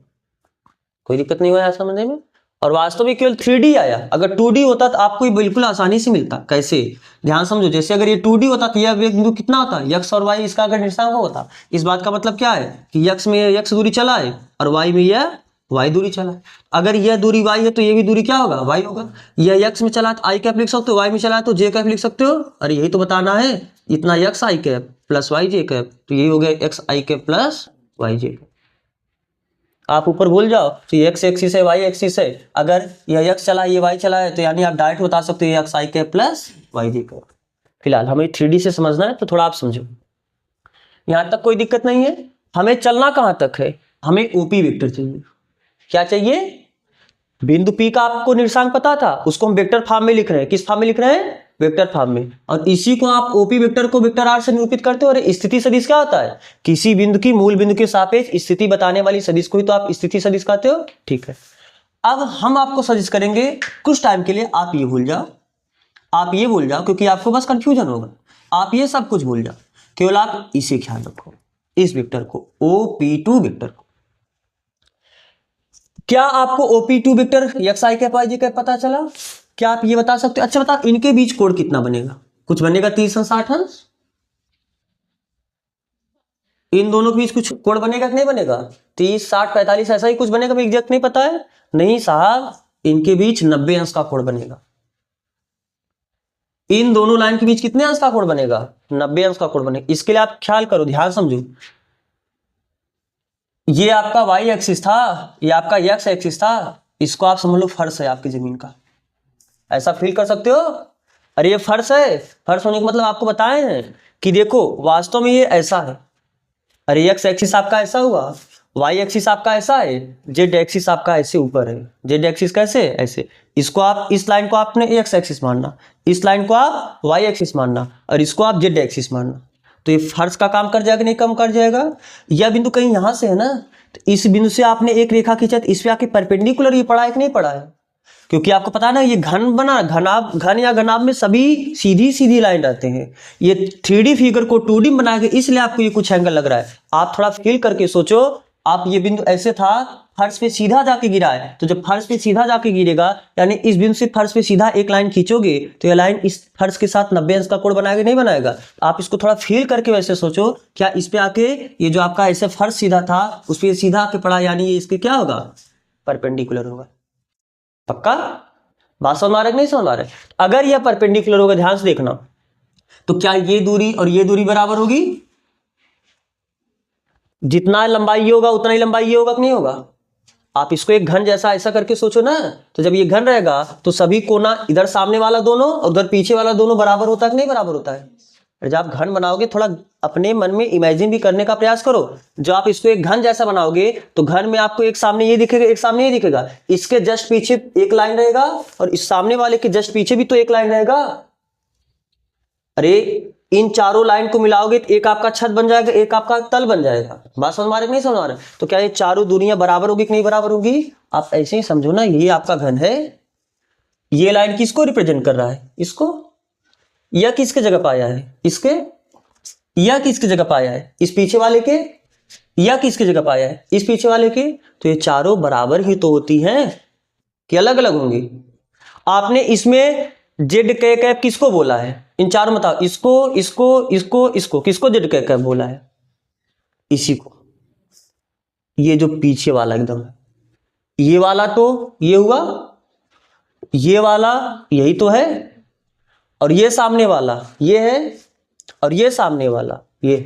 तो जेड के कैप इसे बोला है। तो अगर हम इसे जेड के कैप बोले हैं तो इसको भी आप जेड के कैप बोल सकते हो, इसको भी आप जेड, क्योंकि आप वेक्टर को शिफ्ट करना मालूम है। तो आप इसको बस डायरेक्शन नहीं बदलना, इसका डायरेक्शन ऊपर सीधे था तो इसका भी डायरेक्शन आप सीधा ऊपर रख के कहीं भी शिफ्ट कर सकते हो। तो ये भी जेड के कैप हुआ और ये भी जेड के कैप ही हुआ। बात समझ में आ रहा है ना? तो अगर हम इसको जेड के कैप बोले थे, क्या इसको भी जेड के कैप बोल सकते हो कि नहीं बोल सकते हो? तो ये भी आपका क्या हुआ? जेड के कैप, और इसका डायरेक्शन ऐसे ऊपर की तरफ हुआ। थोड़ा 3D का बात है, आपको अपने मन में इमेजिन तो करना पड़ेगा, ठीक है? इसके लिए हमने एक एग्जांपल, थोड़ा हिंट दिया है आपको। अब बताओ, एक वेक्टर इधर था, एक वेक्टर इधर था, तो क्या यही तो इसका रिजल्टेंट हुआ? यानी अगर किस त्रिभुज में बात करें, ओ P2P, त्रिभुज ओ P2P से क्या बोल सकते हो? यहां से यहां गए OP2 वेक्टर प्लस P2 से P गए यानी P2P वेक्टर, ये बराबर हुआ O से P गए यानी OP वेक्टर। OP2 वेक्टर ये आप मान लो इक्वेशन 1 है। OP2 वेक्टर का वैल्यू आप यही जानते हो, इसको चलो मान लो इक्वेशन 2 या कुछ मत मानो। OP2 वेक्टर की जगह आप कितना लिख सकते हो? xi cap plus yj cap plus P2 से P कितना है? P2 से P z है, ये z है, 3 नहीं है, z के कैप, यही तो बराबर हुआ OP वेक्टर। और OP वेक्टर को आपने क्या लिखा है? Vector r। यानी हम सीधा ऐसे बोल दे, वेक्टर r को हम इधर लिख रहे हैं, वेक्टर r बराबर कितना हुआ? xi cap plus yj cap plus z के कैप। इस बात का मतलब क्या है? आपको यहां पर कितना समझ में आया वो ठीक है, नहीं समझ में आया थोड़ा आप समझने का प्रयास करना। अब एक चीज आप फाइनली याद रखो, क्या अगर किसी बिंदु का निर्देशांक, मान लो ये बिंदु P है, इसका निर्देशांक 2, 3, 4 है, तो अगर आपको ये वेक्टर लिखना होगा यानी मूल बिंदु के सापेक्ष इसकी स्थिति सदिश बतानी होगी, तो इसी को आप OP वेक्टर लिखोगे, या इसी को आपने वेक्टर r लिखा है तो वेक्टर r कैसे लिखोगे? सीधा 2i cap plus 3j cap plus 4k cap. और आप पहले से जानते भी हो, आई कैप जे कैप के कैप लगा दोगे तो आपका सदिश बन जाता है। तो वही तो चीज था, हमने बिंदु P लेके चला था, इस बिंदु P का निर्देशांक आपने क्या माना? x y z। तो हमने सदिशों के योग के माध्यम से देखा कि वह वेक्टर को आप वेक्टर के फॉर्म में लिखो कैसे, एक्स आई कैप, वाई जे कैप और जेड के कैप। और इसके पहले ही आप इसे देख चुके हो, इसका जो परिमाण आएगा, परिमाण यानी इसका जो वैल्यू, अरे अगर वेक्टर r बराबर इतना है तो वेक्टर r के परिमाण को आप ऐसे लिखे हो क्या? आप इसे सिंपली केवल r लिख सकते हो क्या? आप इसके परिमाण को ऐसे वेक्टर OP वेक्टर का मान भी लिख सकते हो। अरे O से P वेक्टर का अगर परिमाण चाहिए तो परिमाण के लिए उसका मान लगा देते हैं, या सीधा आप इसे OP लिख सकते हो। OP बराबर कितना आप देखे हो? Root of x square plus Y square plus Z square. देखे हो ना चीज? और यहां से भी आके देख लो, इसको इस घन से भी देख लो कैसे ही आता है। अब ध्यान से देखो, अगर यह x हुआ और यह कितना था? y, z तो ये लंबाई है, चलो अभी हम कुछ टाइम के लिए मिटाते हैं, z ये लंबाई आप ख्याल है ना? अब एक बार समझ में आया, भूलना मत। इतना दूरी आपका क्या था? एक्स आई कैप, ये दूरी आपका क्या था? Y J cap. अगर हम केवल लंबाई का बात करें, यहां पर आपने आई कैप क्यों लिखा? क्योंकि आपने इसका क्या बनाया है? डायरेक्शन। यहां आपने जे कैप क्यों लिखा है? क्योंकि आपने यहां पर क्या बनाया इसका? डायरेक्शन। अगर आप डायरेक्शन को भूल जाओ तो क्यों लिए लंबाई आएगा? अगर इसकी लंबाई x होगी, क्या इसकी भी लंबाई x होगी? और ये डायरेक्शन आप भूलो, डायरेक्शन का बात हम नहीं कर रहे। अगर वाई जे कहता है, इस बात का मतलब उसका वैल्यू y था, तो ये वैल्यू y हुआ। क्या ये इसके साथ आप ये सब भूल जाओ, ये भी लाइन आप भूल जाओ, ये जो था इसके साथ कितना अंश का कोण बना रहा है? 90 अंश का कोण बना रहा है। सॉरी, 90 अंश का कोण यहां बन रहा है। 90 अंश का कोण जब ये परपेंडिकुलर खींचे थे तो परपेंडिकुलर इसके साथ 90 अंश का कोण बनाया था। आपने जब इस बिंदु से फर्श पे परपेंडिकुलर डाला था तब ये परपेंडिकुलर है उस बिंदु से फर्श पे, फर्श आपका यही तो पूरा फर्श था। जब इस बिंदु से फर्श पे परपेंडिकुलर डाले तो इसके बीच 90 अंश का कोण बना था। हम ये कोण नहीं पूछ रहे, हम ये कोण मिटा दिए। अब बताओ, अब ये तो रहा ही नहीं, क्या अब ये भी 90 अंश थोड़ा होगा? 90 अंश ये होगा। देखो ये आपका y एक्सिस था, ये आपका x एक्सिस है, x एक्सिस और y एक्सिस, तो इस 90 अंश का ही कोण बनता है कि नहीं बनता है? तो यानी हम यही निकालेंगे कि इसका परिमाण OP तक पहुंचेंगे पहले धीरे धीरे। त्रिभुज OP3 P2, त्रिभुज OP3 P2 से ये 90 अंश हुआ। 90 अंश के सामने वाला कर्ण होता है, यानी आप OP2 कर्ण कैसे लिखते हो? रूट ऑफ, अरे अगर ये 90 अंश के सामने वाला कर्ण हुआ तो एक लंब हो जाएगा, फिर एक आधार हो जाएगा, लंब का स्क्वायर प्लस आधार का स्क्वायर, यानी हम इसे लिख सकते हैं x square plus Y square. OP2 समझ में आया? यानी ये कितना हो गया? x square plus Y square, ये दूरी। लेकिन आपने यहां से अब इन सबको भूल जाओ, क्योंकि इन सबका काम हो गया, हमें ये दूरी मिला ना।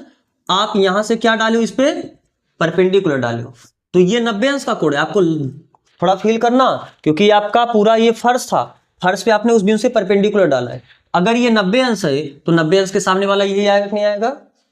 यानी किस त्रिभुज हम बात करें? OP2 P से, त्रिभुज OP2 P से 90 अंश के सामने वाला कर्ण हुआ, कर्ण यानी OP ये किसके बराबर हो जाएगा? Under root.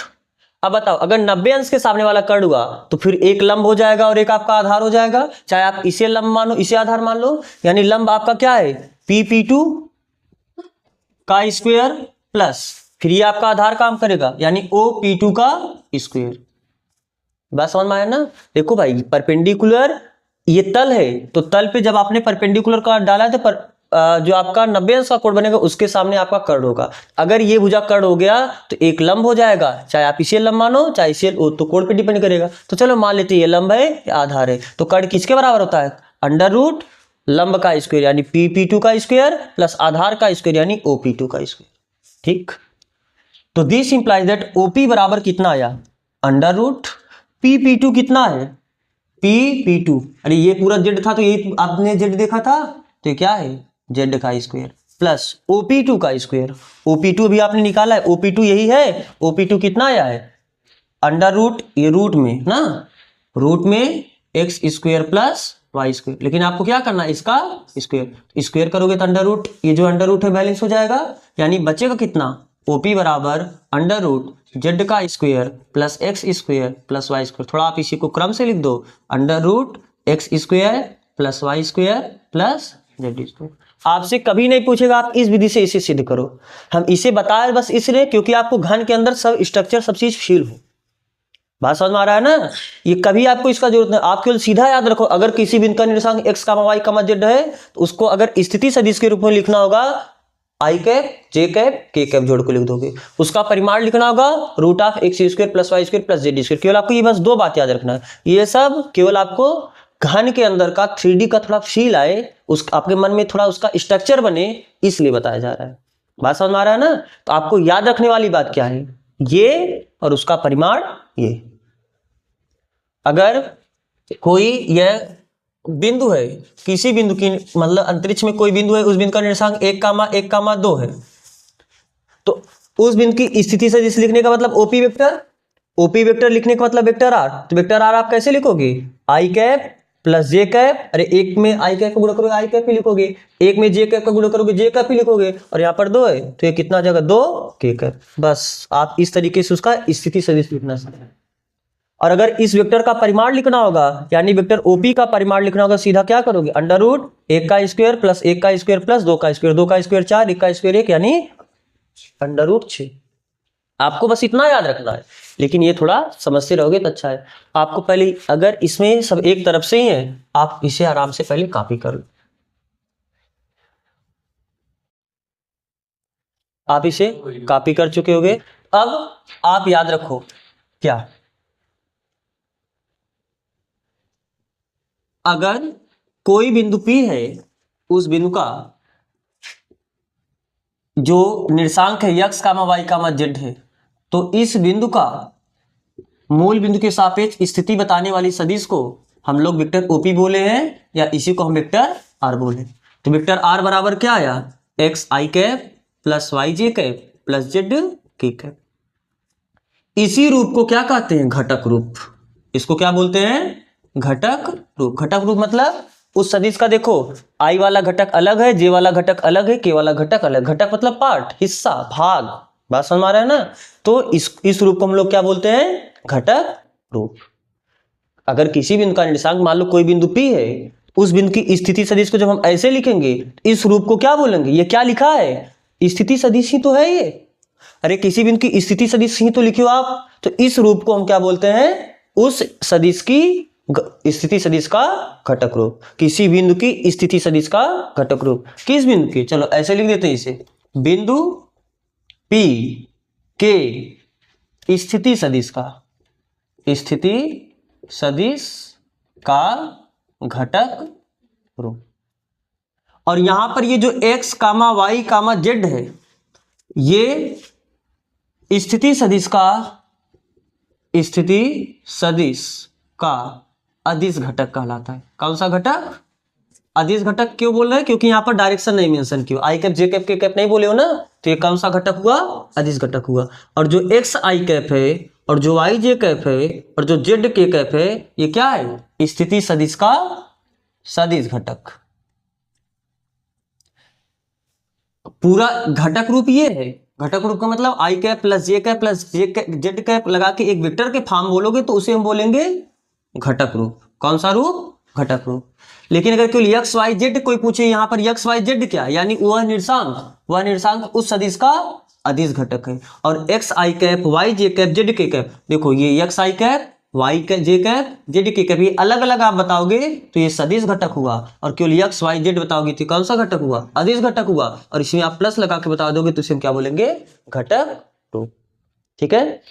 अब आप फाइनली केवल इसमें इतना याद रखना, अगर कोई पॉइंट P है जिसका निर्देशांक x कामा y कामा z है, तो इस बिंदु P की स्थिति सदिश यानी वेक्टर OP, या बोलने के लिए वेक्टर R बोल सकते हैं, कभी कभी वेक्टर A से दर्शाते हो, कभी कभी वेक्टर B से दर्शाते हो, तो क्या हो जाएगा? एक्स आई cap plus Y J cap plus Z के कैप।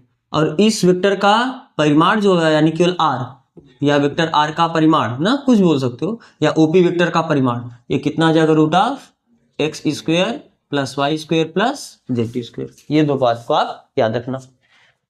अब मान लो कोई दो वेक्टर है, एक वेक्टर है आपका वेक्टर A1 कुछ इस तरीके से, या वेक्टर A बराबर कुछ ऐसा है, A1 आई कैप प्लस B1 जे कैप प्लस C1 के कैप, या आप ऐसे ही लिख सकते हो A1 आई कैप A2 जे कैप A3 के कैप। अब यहाँ पर A1 A2 A3 क्या है? उस बिंदु के निर्देशांक हो जाएंगे। ठीक है। और कोई एक दूसरा वेक्टर है, मान लो वेक्टर B है, वेक्टर B क्या है? B1 आई कैप प्लस B2 जे कैप प्लस B3 के कैप। आपके पास एक वेक्टर है वेक्टर A1 आई कैप A2 जे कैप A3 के कैप, और एक दूसरा वेक्टर है इस तरीके से B1 आई कैप B2 जे कैप B2 B3 के कैप। अगर आपको इन दोनों वेक्टर को जोड़ना होगा, यानी अगर कभी आपको vector A plus vector B करके भूलेगा, आप क्या काम करोगे? सीधा देखो इन दोनों को जोड़ देना, यानी आई वाले को जोड़ना, A1 प्लस B1 आई कैप, फिर जे वाले में जे वाले को जोड़ना, A2 प्लस B2 जे कैप, फिर के वाले में के वाले को जोड़ना, यानी A3 प्लस B3 के कैप। अगर आपको कभी इन दोनों वेक्टर को घटाना होगा, यानी vector A minus vector B करना होगा, तो आप वही करना, आई वाले में से आई वाले को घटाना, यानी A1 माइनस B1 आई कैप प्लस जे वाले में से जे वाले को घटाना, A2 माइनस B2 जे कैप प्लस के वाले में से के वाले को घटाना, यानी A3 माइनस B3 के कैप। बात समझ आ रहा है ना? अच्छा, आपको पता है कि मान लो थर्ड पॉइंट इसमें लिखना, यदि वेक्टर A ये बराबर हो वेक्टर B के, वेक्टर A वेक्टर B बराबर होने का मतलब आपको पता है दो सदिश कब बराबर होते हैं? जब उनका परिमाण भी समान हो और उनका दिशा भी समान हो। यानी अगर ये I में A1 चला तो ये भी I में A1 ही चले, यानी दिस इंप्लाइज दैट क्या A1 ये बराबर होना चाहिए किसके? B1 के। अरे अगर ये I में A1 चला है तो जो दूसरा वेक्टर वो भी I में A1 ही चलना चाहिए, लेकिन यहाँ पर B1 लिखे हो, यानी B1 और A1 क्या होना चाहिए? बराबर। केवल इतना ही नहीं, ये भी बराबर होना चाहिए, कामा A2 बराबर होना चाहिए B2 के, और A3 बराबर होना चाहिए B3 के। और हम यहाँ पर द्विधा तात्पर्य का चिन्ह लगाएं, यानी अगर दो वेक्टर बराबर है तो ये बराबर होगा, और कभी ये बराबर है तो इससे वेक्टर बनाओगे तो वेक्टर भी बराबर हो जाएगा। बात समझ आ रहा है ना? फिर अगर कभी आपसे ये पूछे कि मान लो कोई एक वेक्टर, जैसे यही वेक्टर आपका A है, इसमें आपने एक हेडिंग पढ़ा है इसके पहले, किसी सदिश में अदिश से गुणनफल। अदिश से गुणनफल एक नंबर का गुणनफल, नंबर का गुणा करते हो तो नंबर का गुणा करने पे आपको वहां पर बताए थे कि परिमाण क्या होता है, बढ़ जाता है, दिशा वही रहता है, परिमाण बढ़ जाता है। या अगर माइनस का गुणा करोगे दिशा विपरीत हो जाएगा। तो अगर किसी एक वेक्टर में लैम्डा, लैम्डा क्या है, कोई एक कांस्टेंट है, कोई एक क्या है, कांस्टेंट, यानी कोई एक सिंपल नंबर है, ये कुछ भी कोई रियल नंबर हो सकता है। तो अगर किसी वेक्टर में अगर एक रियल नंबर का गुणा करना होता है, आप कैसे गुणा करोगे, लैम्डा वेक्टर ए है कितना, a1 i cap plus a2 j cap plus a3 k cap. अगर आपको लैम्डा का गुणा करना है तो आप लैम्डा का गुणा सब में करोगे, यानी lambda a1 i cap plus lambda a2 j cap plus lambda a3 k cap. ठीक है, तो अगर इस तरीके से गुणा करना होगा तो आप इसको भी ख्याल रखना। तो आप ये पॉइंट पहले कॉपी कर लो, फिर हम इसके आगे बढ़े। आप टिप्पणी करके इसे लिख सकते हो, रिमार्क करके। इसके पहले आपने देखा दो सदिश संरेख कब होता है, संरेख सदिश देखे हो, हाँ, क्या आता है डिफिनीशन, जब दोनों सदिश एक ही रेखा के समांतर हो। जैसे ध्यान से देखना, अगर ये वेक्टर ए है, ये वेक्टर बी है, क्या ये दोनों संरेख हैं, बिल्कुल संरेख है। हो सकता है इसका परिमाण 2 हो लेकिन इसका परिमाण कितना हो, 3 हो। तो क्या यहां पर आपने ये जो वेक्टर बी था इसको ऐसा लिख पाए क्या, वेक्टर ए का 3/2 गुना, अरे इसका 1.5 ही गुना तो है, तो 3/2 यानी 1.5, वेक्टर ए का 1.5 में गुणा कर दोगे तो वेक्टर बी बचेगा। क्या बात समझ में आ रहा है, यानी वेक्टर बी बराबर, अगर हम इसको बोल दे लैम्डा, तो लैम्डा वेक्टर ए लिख सकते हो इस टाइप का।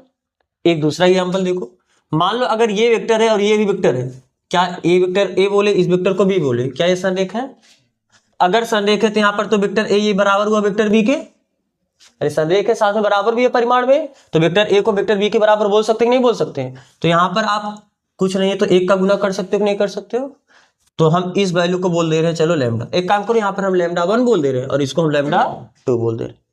अब बताओ, अगर एक वेक्टर ये है और एक वेक्टर ये, मान लो ये वेक्टर आपका ए है और ये वेक्टर आपका बी है, ये इसका वैल्यू 4 है और इसका वैल्यू क्या है, मान लेते हैं 2 परिमाण है।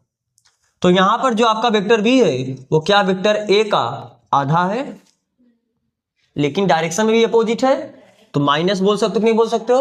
तो इस -1/2 को हमको एक नया नंबर बोलते हैं, यानी हम यहाँ पर लिखते हैं ऐसे, वेक्टर बी बराबर लैम्डा वेक्टर ए। बात समझ आ रहा है ना, तो यहाँ पर लैम्डा ना बोल के इसे क्या बोल दे, लैम्डा 3, तो लैम्डा 3 की जगह क्या है, -1/2। तो यानी आप देख रहे हो कि अगर कोई भी दो वेक्टर एक दूसरे के संरेख हैं, संरेख होने का मतलब या तो दिशा में समान होंगे या तो दिशा में विपरीत होंगे। अगर दिशा में समान होंगे तो प्लस आएगा और दिशा में विपरीत है तो माइनस आएगा, और अगर बराबर है तो ए बराबर बी आ जाएगा, और अगर परिमाण में बराबर नहीं है तो कुछ गुणा करोगे तब उस दूसरे के बराबर हो जाएगा। यानी अगर कहने का मतलब है कि पहला टिप्पणी आपको यही लिखना है, अगर दो वेक्टर संरेख है, जैसे मान लो वेक्टर ए और वेक्टर बी, ये दो वेक्टर है, अगर ये एक दूसरे के संरेख हैं तो जो पहला वेक्टर होगा उसको आप दूसरे वेक्टर में किसी नंबर का गुणा करके बराबर कर सकते हो। बात समझ में आ रहा है ना, अगर दोनों का डायरेक्शन समान होगा तो प्लस नंबर का गुणा करोगे, धनात्मक संख्या का गुणा करोगे, और दोनों का अगर दिशा विपरीत होगा तो ऋणात्मक नंबर का गुणा करोगे। अगर यह इसका दुगुना है तो आप 2 का गुणा करोगे, वह उसका 4 गुना है 4 का गुणा करोगे, उसका आधा है तो 1/2 का गुणा करके उसको बराबर करके लिख सकते हो नहीं लिख सकते हो। यानी अगर दो सदिश एक दूसरे के संरेख होगा तो जो वेक्टर ए होगा वह कुछ lambda times of vector b type का होगा। ये बात समझ में आ रहा है कि नहीं समझ में आ रहा है, इसको आप पहले लैंग्वेज में लिखो। यदि दो सदिश वेक्टर ए और वेक्टर बी संरेख हो, क्या हो, संरेख हो, तो उस स्थिति में वेक्टर ए किसके बराबर होगा, लैम्डा टाइम्स वेक्टर बी, जहां लैम्डा एक अचर है, जहां सीधा ऐसे बोल दे lambda belong to real number, ये कोई भी आपका रियल नंबर हो सकता है। तो ऐसी स्थिति में क्योंकि अभी आपने वेक्टर ए को क्या लिया है, बोलो a1 i cap plus a2 j cap plus a3 k cap, ऐसे ही तो लिखते हो वेक्टर ए को, ये बराबर है lambda times vector B. Vector B का मतलब b1 i cap plus b2 j cap plus b3 k cap, लिख सकते हो।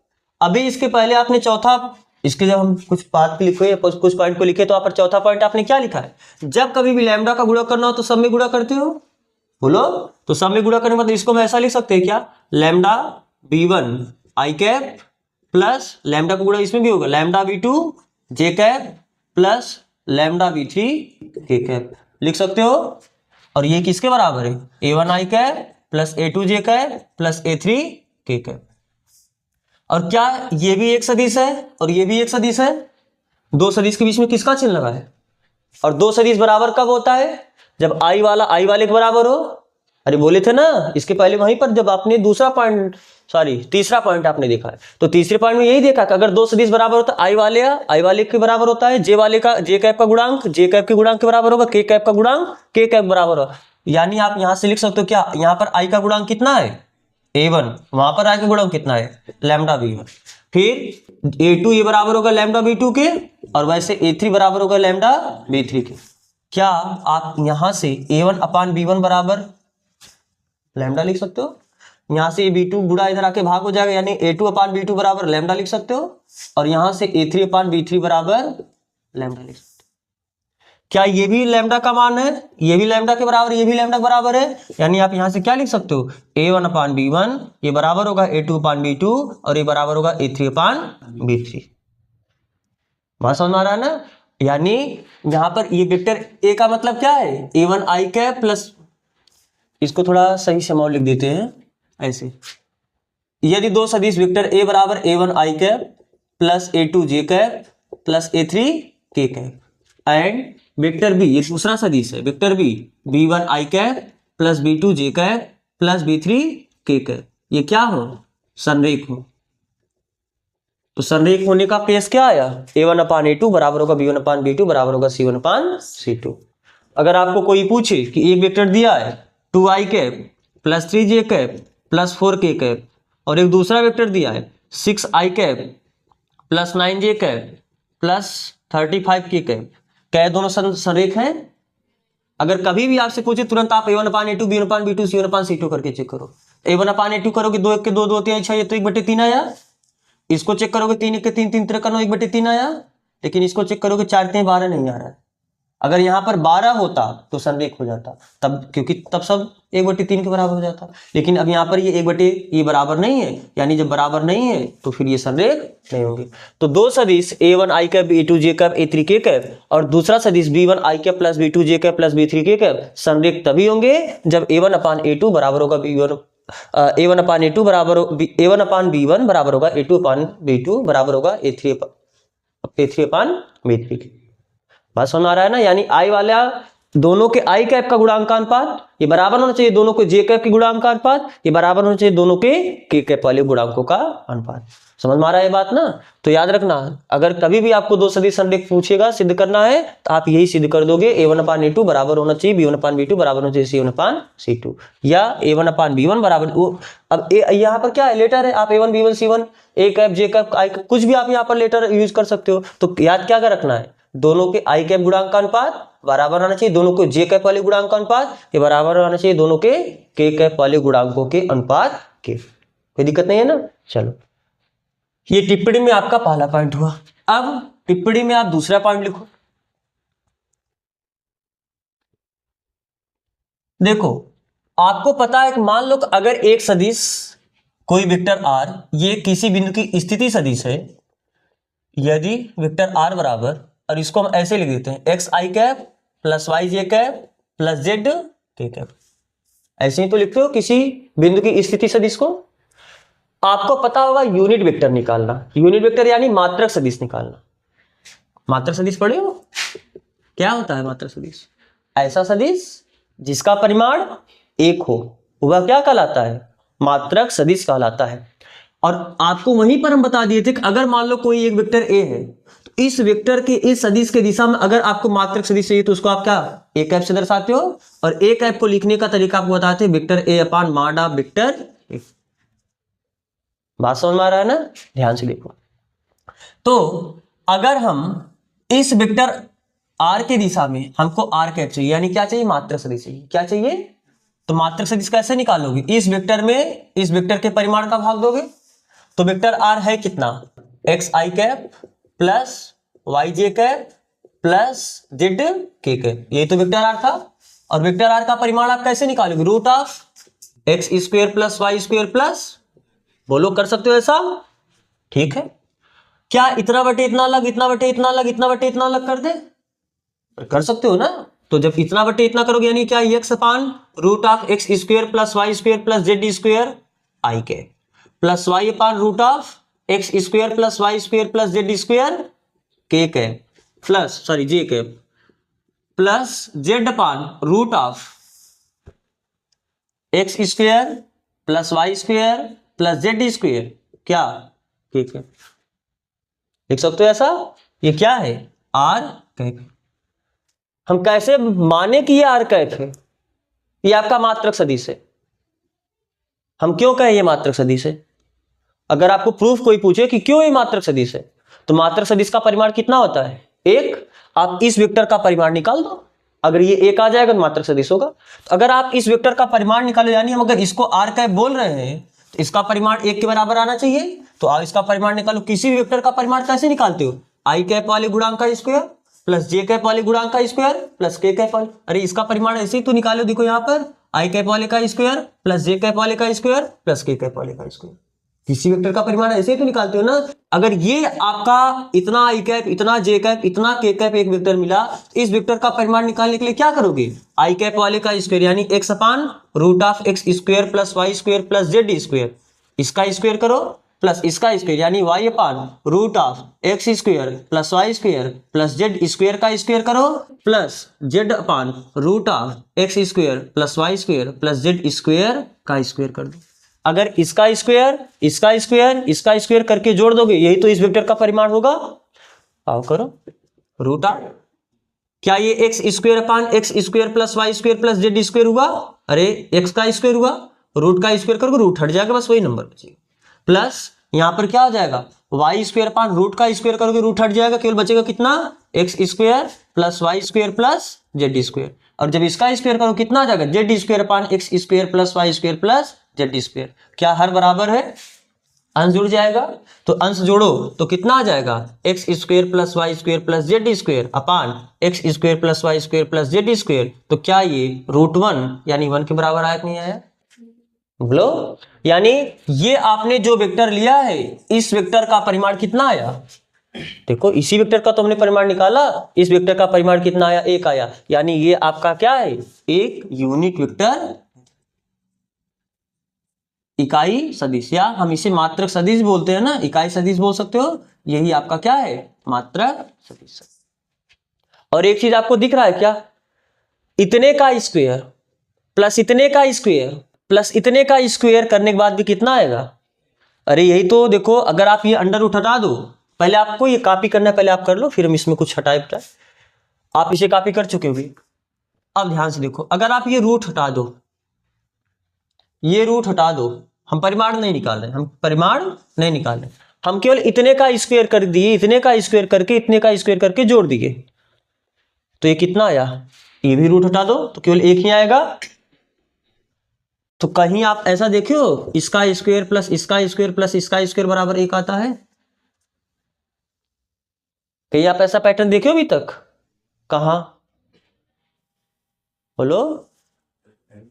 L square plus M square plus N square बराबर जोड़ के करते हो तो वो भी तो एक आता है। यानी अगर इतने का स्क्वायर इतने का स्क्वायर इतने का स्क्वायर करके जोड़ दिया और वो एक आ गया, यानी आप इसको एल, इसको एम और इसको एन भी बोल सकते हो, नहीं बोल सकते हो, बोलो।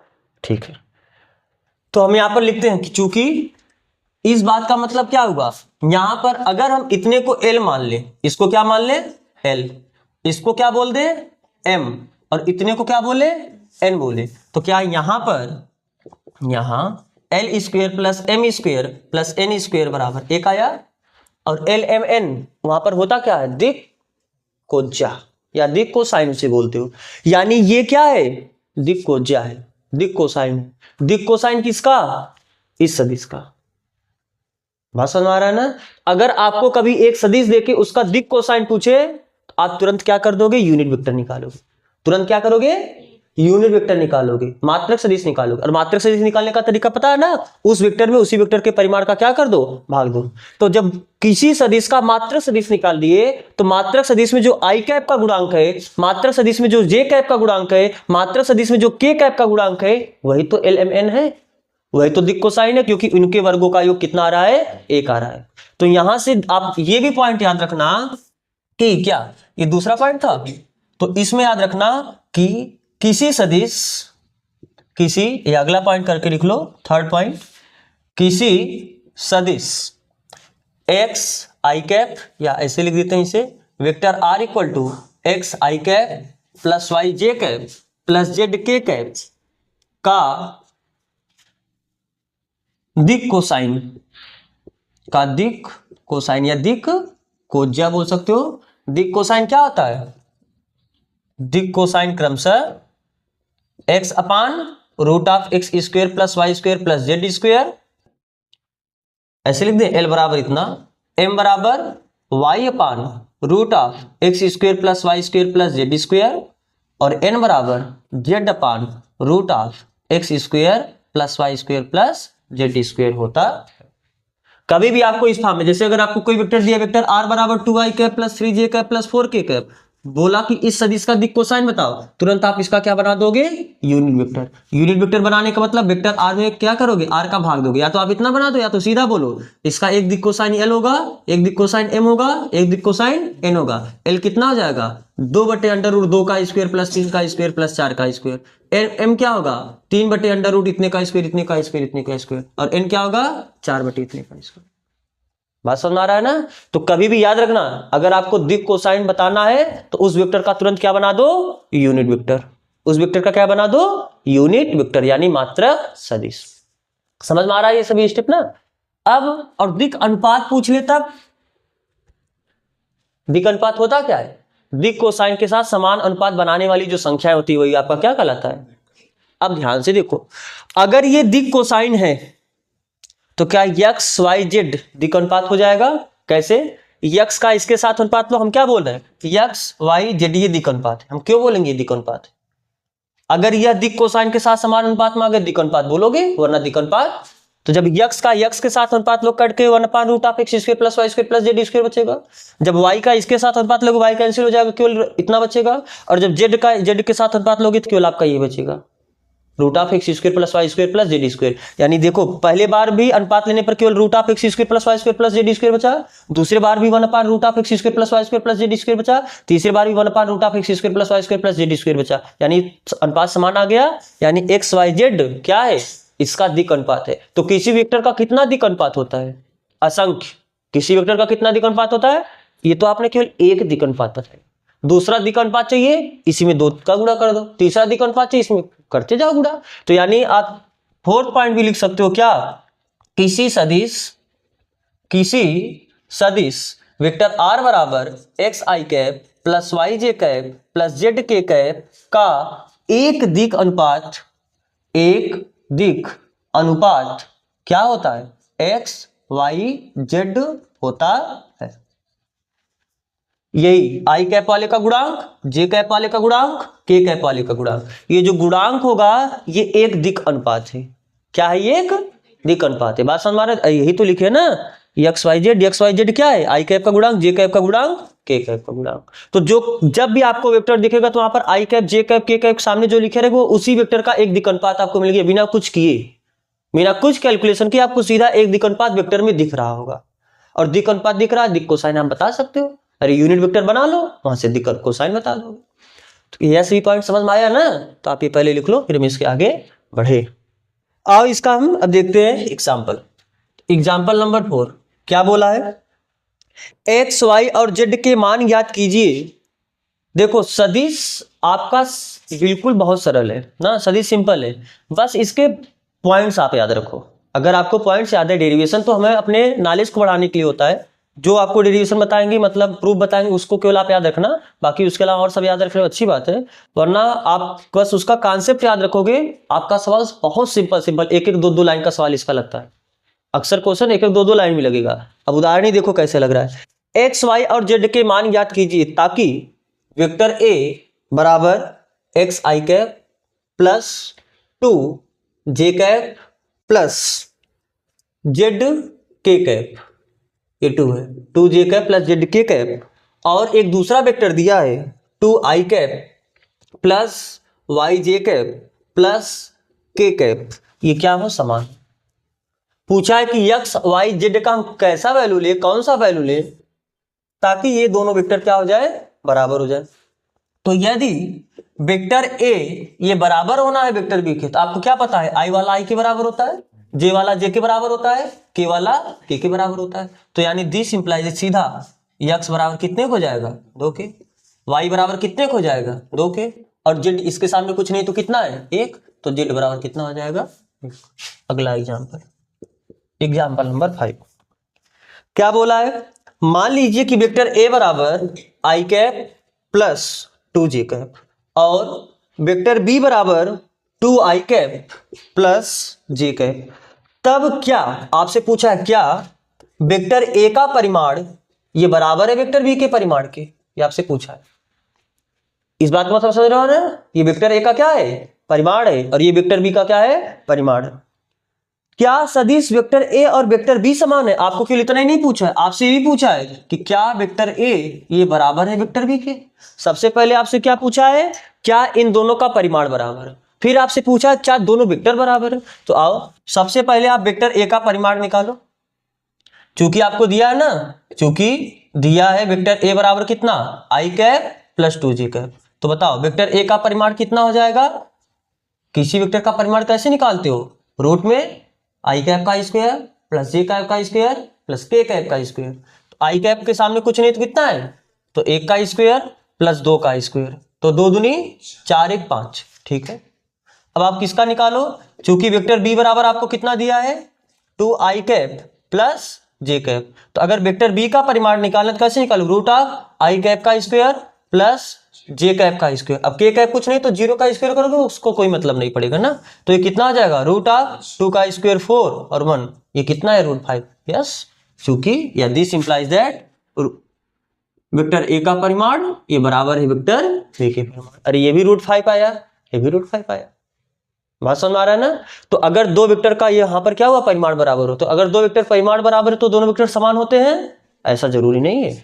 परिमाण केवल बराबर होने से दो वेक्टर को समान नहीं बताते हो, साथ में दिशा भी बराबर होना चाहिए। और दो वेक्टर अगर i j के फॉर्म में लिखे तो उन्हें बराबर होने के लिए आपको बताए हैं, i के सामने अगर 1 है तो यहाँ पर भी i के सामने कितना होना चाहिए, 1 तो नहीं है, यहाँ पर i के सामने कितना है, 2 है। तो इस बात का मतलब क्या दोनों वेक्टर बराबर है, नहीं बराबर है। अरे भैया यहाँ पर i के सामने 1 है तो यहाँ पर भी i के सामने 1 होता, यहाँ पर j के सामने 2 है, यहाँ पर j के सामने 2 होता, तब जाके आप दोनों। इसके पहले यही देखा ना कि अगर कोई एक वेक्टर a बराबर a1 i plus a2 j plus a3 k, इस टाइप से कोई एक वेक्टर है, और एक दूसरा वेक्टर है b1 i plus b2 j plus b3 k, ये आपका दूसरा वेक्टर है। तो ये दोनों वेक्टर बराबर कब होते हैं, जब i वाले का गुणांक ये दोनों बराबर हो, j वाले का गुणांक j के बराबर हो, और k का गुणांक k के बराबर हो, तभी बराबर होगा। यानी a1 बराबर a2 होना चाहिए, b1 बराबर b2 होना चाहिए, और सॉरी a1 बराबर b1 होना चाहिए, a2 बराबर b2, और यहाँ पर a3 बराबर b3 होना चाहिए। तब अब यहाँ पर बताओ a1, यहाँ पर a1 में i का वेक्टर a में i का गुणांक कितना है, 1, और वेक्टर b में i का गुणांक कितना है, 2। क्या दोनों बराबर है, हमें आगे देखने का काम ही नहीं, यहीं पर नहीं बराबर हो, यहीं पर आप सीधा बोल दोगे दोनों वेक्टर बराबर नहीं है। तो आप क्या बोलोगे, चूंकि a1 बराबर कितना है, 1, जबकि b1 बराबर कितना है, 2, तो a1 ये नहीं बराबर है b1 के, इसलिए वेक्टर a ये नहीं बराबर है वेक्टर b के, नहीं बराबर, sorry, does not equal to. बात समझ में आ रहा है ना। तो अगर आपको ये कॉपी करना आप इसे कॉपी करो, फिर हम बढ़ते हैं अगले एग्जाम्पल के तरफ। एग्जाम्पल नंबर 6 क्या बोला है,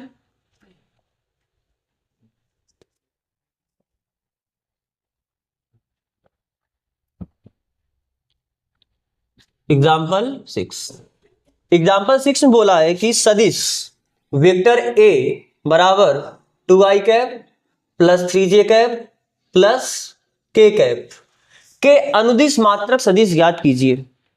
यह एक सदिश दिया है, अनुदिश का मतलब उसके दिशा में, अनुदिश का मतलब उसके दिशा में ना, इस सदिश के दिशा में मात्रक सदिश। तो आपको पता है कि अगर किसी कोई वेक्टर आपका वेक्टर a है, उसके दिशा में जो मात्रक सदिश होता है उसको आप कैसे दर्शाते हो, a से। अरे किसी भी सदिश के दिशा में मात्रक सदिश को एक ऐप से ही तो दर्शाते हो, और एक ऐप निकालते हो कैसे हो, उस वेक्टर में उसी के परिमाण का भाग देके। तो बस, तो this implies that A cap बराबर कितना हो, वेक्टर ए कितना दिया है 2i cap plus 3j cap plus k cap बटे mod of vector A. Vector A का परिमाण कैसे निकालोगे, रूट में परिमाण निकालना जानते हो ना, हाँ 2 का स्क्वायर प्लस 3 का स्क्वायर प्लस 1 का स्क्वायर। तो ए कैप बराबर कितना हुआ 2i cap plus 3j cap plus k cap बटे रूट ऑफ 2 का स्क्वायर 4, 3 का स्क्वायर 9, 1 का स्क्वायर 9 1 10 4 14। तो आई कैप ए कैप बराबर क्या बोल सकते हो 2i cap plus 3j cap plus k cap बटे अंडर रूट 14। और इसी को आप ऐसे लिख सकते हो 2 बटे और इतना बटे इतना, सबका बटे अलग कर दो, 2 बटे root 14 i cap plus 3 upon root 14 j cap plus k upon root 14 या 1 अपान रूट 14 k कैप बोल सकते हो, 1 अपान रूट 14 k कैप। ये क्या हुआ वेक्टर ए के दिशा मात्रक सदिश यानी a कैप। और आपको चेक करो, इसका स्क्वायर प्लस इसका स्क्वायर प्लस इसका स्क्वायर कितना होगा 1 होगा। सोचना ही नहीं है, करके चेक ही नहीं करना है हमको, सीधा बताओ 1 होगा। यूनिट वेक्टर है ना, मात्रक सदिश के परिमाणों के वर्ग मतलब परिमाण कितना होता है 1 होता है। और अगर आपको कोई बोले इस वेक्टर का दिक् कोसाइन बताओ, तो इस वेक्टर का दिक् कोसाइन यही होगा, यही l हो जाएगा, यही m हो जाएगा, यही n हो जाएगा। बात समझ में आ रहा है ना, करने का मतलब अगर उसी थ्योरी में आपके पास जगह हो तो आप लिखना है तो ये भी लिख सकते हो। अगर कोई वेक्टर आपका ऐसा है, वेक्टर ए बराबर a1 i cap plus a2 j cap plus a3 k cap, तो अगर इसी वेक्टर को हम ऐसे लिख सकते हैं क्या, अगर इस वेक्टर का यूनिट वेक्टर लिखना तो यूनिट वेक्टर को हम लिख सकते हैं L I cap plus m j cap plus n k cap. Unit vector को, अरे यही तो यूनिट वेक्टर है ना, तो ये एल आई कैप होगा, ये m j कैप होगा, n k कैप होगा। बात समझ आ रहा है ना। अगर कोई वेक्टर है उस वेक्टर के यूनिट वेक्टर को, हम वेक्टर को लिखना नहीं बता रहे, उस वेक्टर को यूनिट वेक्टर को आप L I cap M J cap N K cap के रूप में लिख सकते हो, तो ये आपका दिक् कोसाइन हो गया। और अगर पूछा कि इस वेक्टर का एक दिक् अनुपात बताओ, तब इस वेक्टर का कोई एक दिक् अनुपात, वेक्टर में ये जो सामने नंबर होता है वही उसका एक दिक् अनुपात होता है। अरे ये x हुआ, ये y हुआ, ये z हुआ, तो यही यानी इस वेक्टर का दिक् अनुपात 2, 3, 1, ये एक दिक् अनुपात हुआ। दिक् अनुपात बहुत सारे बता सकते हो, लेकिन ये एक दिक् अनुपात है। और इस वेक्टर का दिक् कोसाइन ये हुआ। समझ आ रहा है ना, ठीक है। आपको ये कॉपी करना, आप इसे कॉपी करो। फिलहाल आपको केवल ये यूनिट वेक्टर पूछा था। अब उदाहरण नंबर 7, उदाहरण नंबर 7 में क्या बोला है, सदिश वेक्टर ए बराबर आई कैप माइनस 2j कैप के अनुदिश एक ऐसा सदिश ज्ञात कीजिए जिसका परिमाण 7 इकाई है। जिसका परिमाण कितना है 7 इकाई। अब ध्यान से समझो, क्वेश्चन अच्छा है, ऐसा क्वेश्चन आपके बोर्ड में आता है। कह रहा है कि इस सदिश के दिशा में एक ऐसा सदिश ज्ञात कीजिए। सदिश, अब मान लो ये कुछ सदिश होगा, कुछ इस तरीके से सदिश होगा। अगर आपको बनाना है तो आप बना भी सकते हो। ये एक्स एक्सिस है, आपका वाई एक्सिस है। एक्स में एक दूरी चला है प्लस एक दूरी, और वाई माइनस 2 दूरी चला यानी नीचे। ये आपका जो वेक्टर है, ये वेक्टर है आई कैप माइनस 2j कैप। बात समझ में आ रहा है ना। तो हमें इसी सदिश के दिशा में एक ऐसा सदिश ज्ञात करना है जिसका परिमाण कितना हो 7 इकाई। अब वही बात है, सदिश बताने के लिए हमको 2 चीज चाहिए, एक परिमाण और एक दिशा। जो सदिश चाहिए उस सदिश का परिमाण तो दिया है 7 इकाई। अरे आपको इसी के दिशा में एक ऐसा सदिश चाहिए जिसका परिमाण कितना हो 7 इकाई। तो जो सदिश चाहिए उसका परिमाण तो दे दिया 7 इकाई, लेकिन उसका दिशा कैसे निकालोगे। दिशा, तो दिशा हम इससे निकालेंगे। और किसी सदिश का दिशा कैसे पता चलता है, उसके यूनिट वेक्टर से। किस वेक्टर से, क्योंकि यूनिट वेक्टर क्या है, एक ऐसा वेक्टर जिसका परिमाण कितना हो 1 हो, और इसी सदिश के दिशा में वो आता है। यूनिट वेक्टर इसी के तो दिशा में निकालते हो। अरे अगर इसके दिशा में आपको मात्रक सदिश निकालना होगा तो मात्रक सदिश क्या है, इसी के दिशा को रिप्रेजेंट करेगा। बस इसका परिमाण कितना होगा 1 होगा।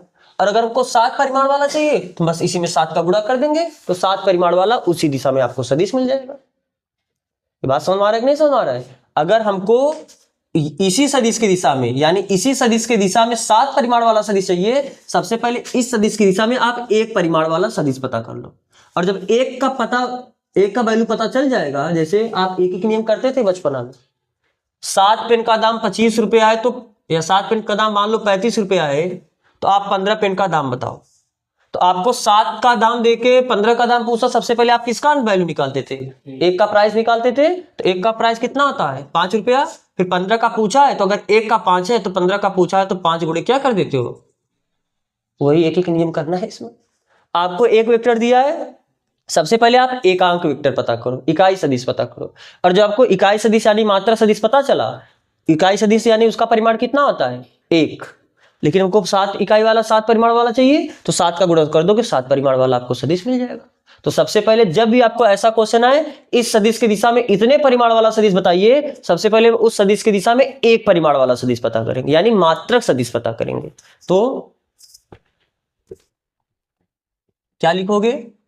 वेक्टर ए की अनुदिश, वेक्टर ए के अनुदिश, अनुदिश मतलब उसी के दिशा में, अनुदिश क्या पता करोगे? मात्रक सदिश। बोले तो एक है, अरे एक भी तो पता करना है ना। एक ऐप कैसे निकालोगे? Vector A upon mod of vector A. Vector A कितना हुआ? आई कैप माइनस 2j कैप, यही तो दिया है वेक्टर ए बटे परिमाण। परिमाण कैसे निकालते? रूट ऑफ आई कैप वाले का स्क्वायर प्लस जे कैप वाले का स्क्वायर। के कैप होता तो उसको भी लिखते हैं, नहीं तो मत लिखो। तो कितना हुआ? आई कैप माइनस 2j कैप बटे रूट ऑफ 1 प्लस 4, 2 का माइनस 2 का स्क्वायर प्लस हो जाएगा ना, और 4 कितना हुआ? 5, यानी आई कैप माइनस 2j कैप बटे करड़ी में 5। और इसे हम ऐसे भी लिख सकते हैं क्या? आई कैप बटे करड़ी में 5 माइनस 2 अपान रूट 5 जे कैप। ये क्या है? एक है। एक है यानी वेक्टर ए के दिशा में, ये जो आपको वेक्टर ए दिया है इसके दिशा में एक परिमाण वाला मात्र सदिश, यानी इसका परिमाण कितना है? एक परिमाण वाला। इस वेक्टर के दिशा में एक परिमाण वाला आपको सदिश पता है। हमें क्या चाहिए? 7 परिमाण वाला सदिश चाहिए। तो 7 परिमाण वाला सदिश, अगर इसका परिमाण 1 है, हमको 7 परिमाण वाला चाहिए, तो बस 7 का गुणा कर दो। 7 का गुणा इधर करोगे, 7 का गुणा उधर भी करोगे। तो आप लिखो वेक्टर ए के अनुदिश, वेक्टर ए के अनुदिश 7 इकाई परिमाण वाला सदिश, वो कितने बराबर होगा? 7 ए कैप। ए कैप में आप 7 का गुणा कर दोगे, उसका परिमाण 7 हो जाएगा, नहीं हो जाएगा? और इसका दिशा क्या होगा? वेक्टर ए की दिशा। तो कितना हो जाएगा? 7। ए कैप आया कितना है? आई कैप पान रूट 5 माइनस 2 पान रूट 5 जे कैप, और गुणा करना तो कर दो गुणा। तो कितना आ जाएगा? 7 बटे करड़ी 5 आई कैप माइनस 7 दूनी 14 बटे करड़ी 5 जे कैप। बात समझ में आ रहा है ना? यही क्या हुआ? इस सदिश की दिशा में 7 इकाई परिमाण वाला सदिश। समझ में आया? कोई दिक्कत तो नहीं है? कॉपी करना कॉपी करो। अब देखते हैं अगला एग्जाम्पल, यानी एग्जाम्पल नंबर 8। एग्जाम्पल नंबर 8 में क्या बोला है? सदिशों वेक्टर ए बराबर 2i cap plus 2j cap minus 5k cap, और दूसरा सदिश वेक्टर बी बराबर कितना दिया है? 2i cap plus j cap plus 3k cap. ये तो आपको दिया है ना, गिवन। कह रहा है कि सदिशों वेक्टर ए और वेक्टर बी के योगफल के अनुदिश मात्र सदिश ज्ञात कीजिए। वाह, कितना अच्छा क्वेश्चन। आपसे क्या पूछा है? अभी तक क्या बोलता था? एक सदिश देता था, इस सदिश की दिशा में मात्र सदिश आपको निकालना होता था, या दूसरा सदिश देगा उसके दिशा में आपको मात्र सदिश निकालना होता। आज क्या बोला है? अभी क्या पूछा है? इन दोनों के योगफल के दिशा मात्र सदिश चाहिए। तो कोई दिक्कत नहीं है, सबसे पहले आप इनका योगफल निकाल लो। योगफल निकालोगे एक नया सदिश आएगा, तो जो योगफल निकालने के बाद सदिश आएगा उसके दिशा मात्र सदिश आप निकाल दोगे, तो दिक्कत नहीं है। सबसे पहले क्या लिखोगे? वेक्टर ए प्लस वेक्टर बी, यानी दिए गए सदिशों का योगफल, दिए गए सदिशों का योगफल क्या हो जाएगा? योगफल यानी वेक्टर ए प्लस वेक्टर बी।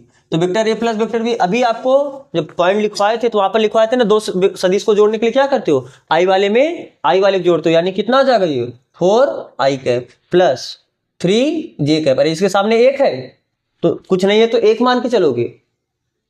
अब ध्यान सुनना, यहीं पर एक चीज कभी कंफ्यूज मत होना। जैसे अगर वेक्टर ए बराबर ये दिया है 2i cap plus j cap, और कभी आपको ऐसा दिया है वेक्टर बी बराबर 2i कैप, तो यहाँ पर जे कैप तो दिया है ना, जे कैप अगर लिख दिए इसके सामने कुछ नहीं तो आपको क्या मानना है 1, और जे कैप दिया ही नहीं है तब आपको क्या मानना है 0 जे कैप। यहाँ पर कंफ्यूजन में कुछ नहीं दिए तो हम 0 मानेंगे, अगर जे कैप दिए तो उसके सामने कुछ नहीं है तो 1 है, तो 2 और 1 कितना हो गया 3 जे कैप प्लस अच्छा माइनस, -5 में जब 3 जोड़ोगे तो कितना आएगा -2 ही आएगा, तो ये कितना आ जाएगा -2 के कैप।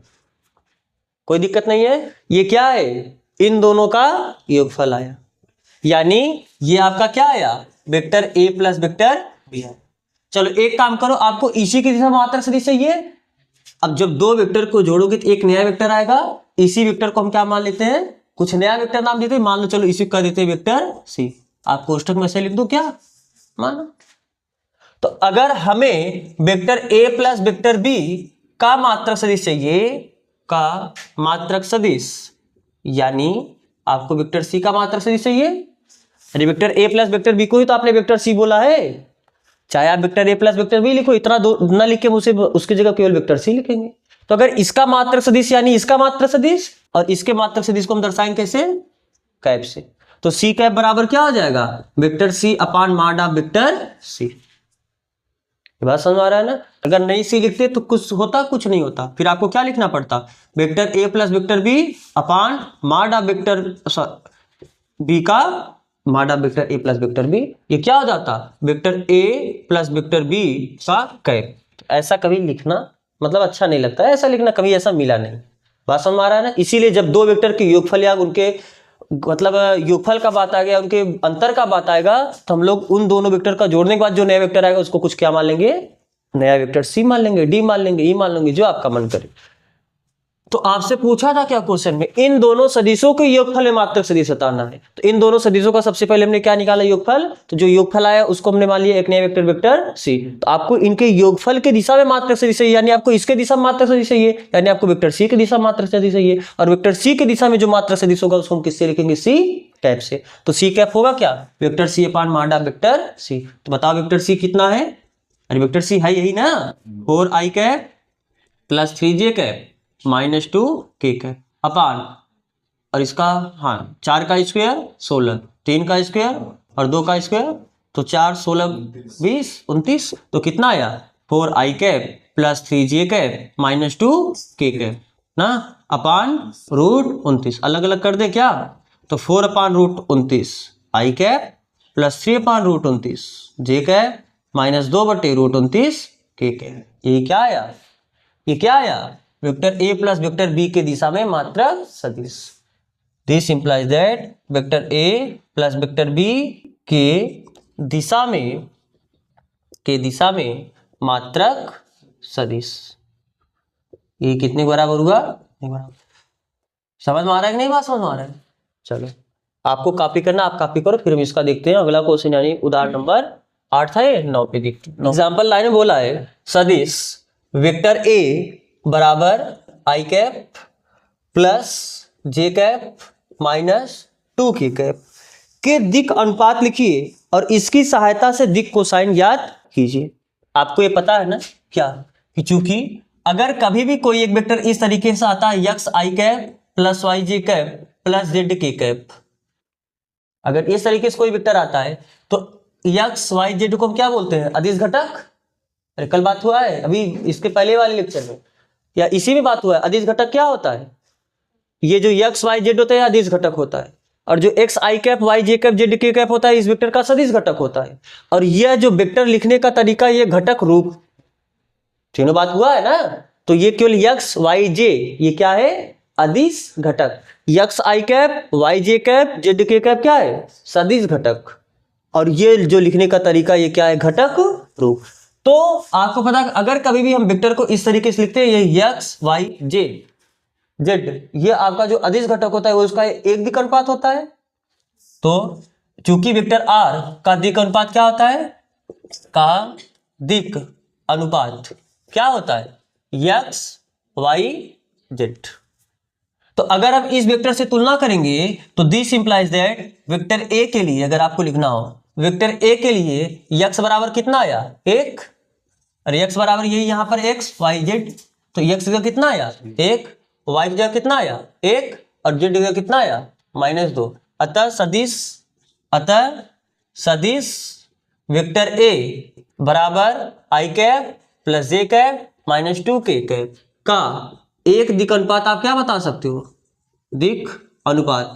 यही तो दिक् अनुपात होता है ना, जो कोफिशिएंट होता है ये आपका दिक् अनुपात होता है। लेकिन अब लिखना है तो 1 कामा माइनस 2 पक्का। और अगर इसका दिक् कोसाइन लिखना होता है, दिक् कोसाइन को आप किससे दर्शाते हो? एल से। एल कैसे लिखते हो? x upon root of x square plus Y square plus Z square. M कैसे लिखते हो?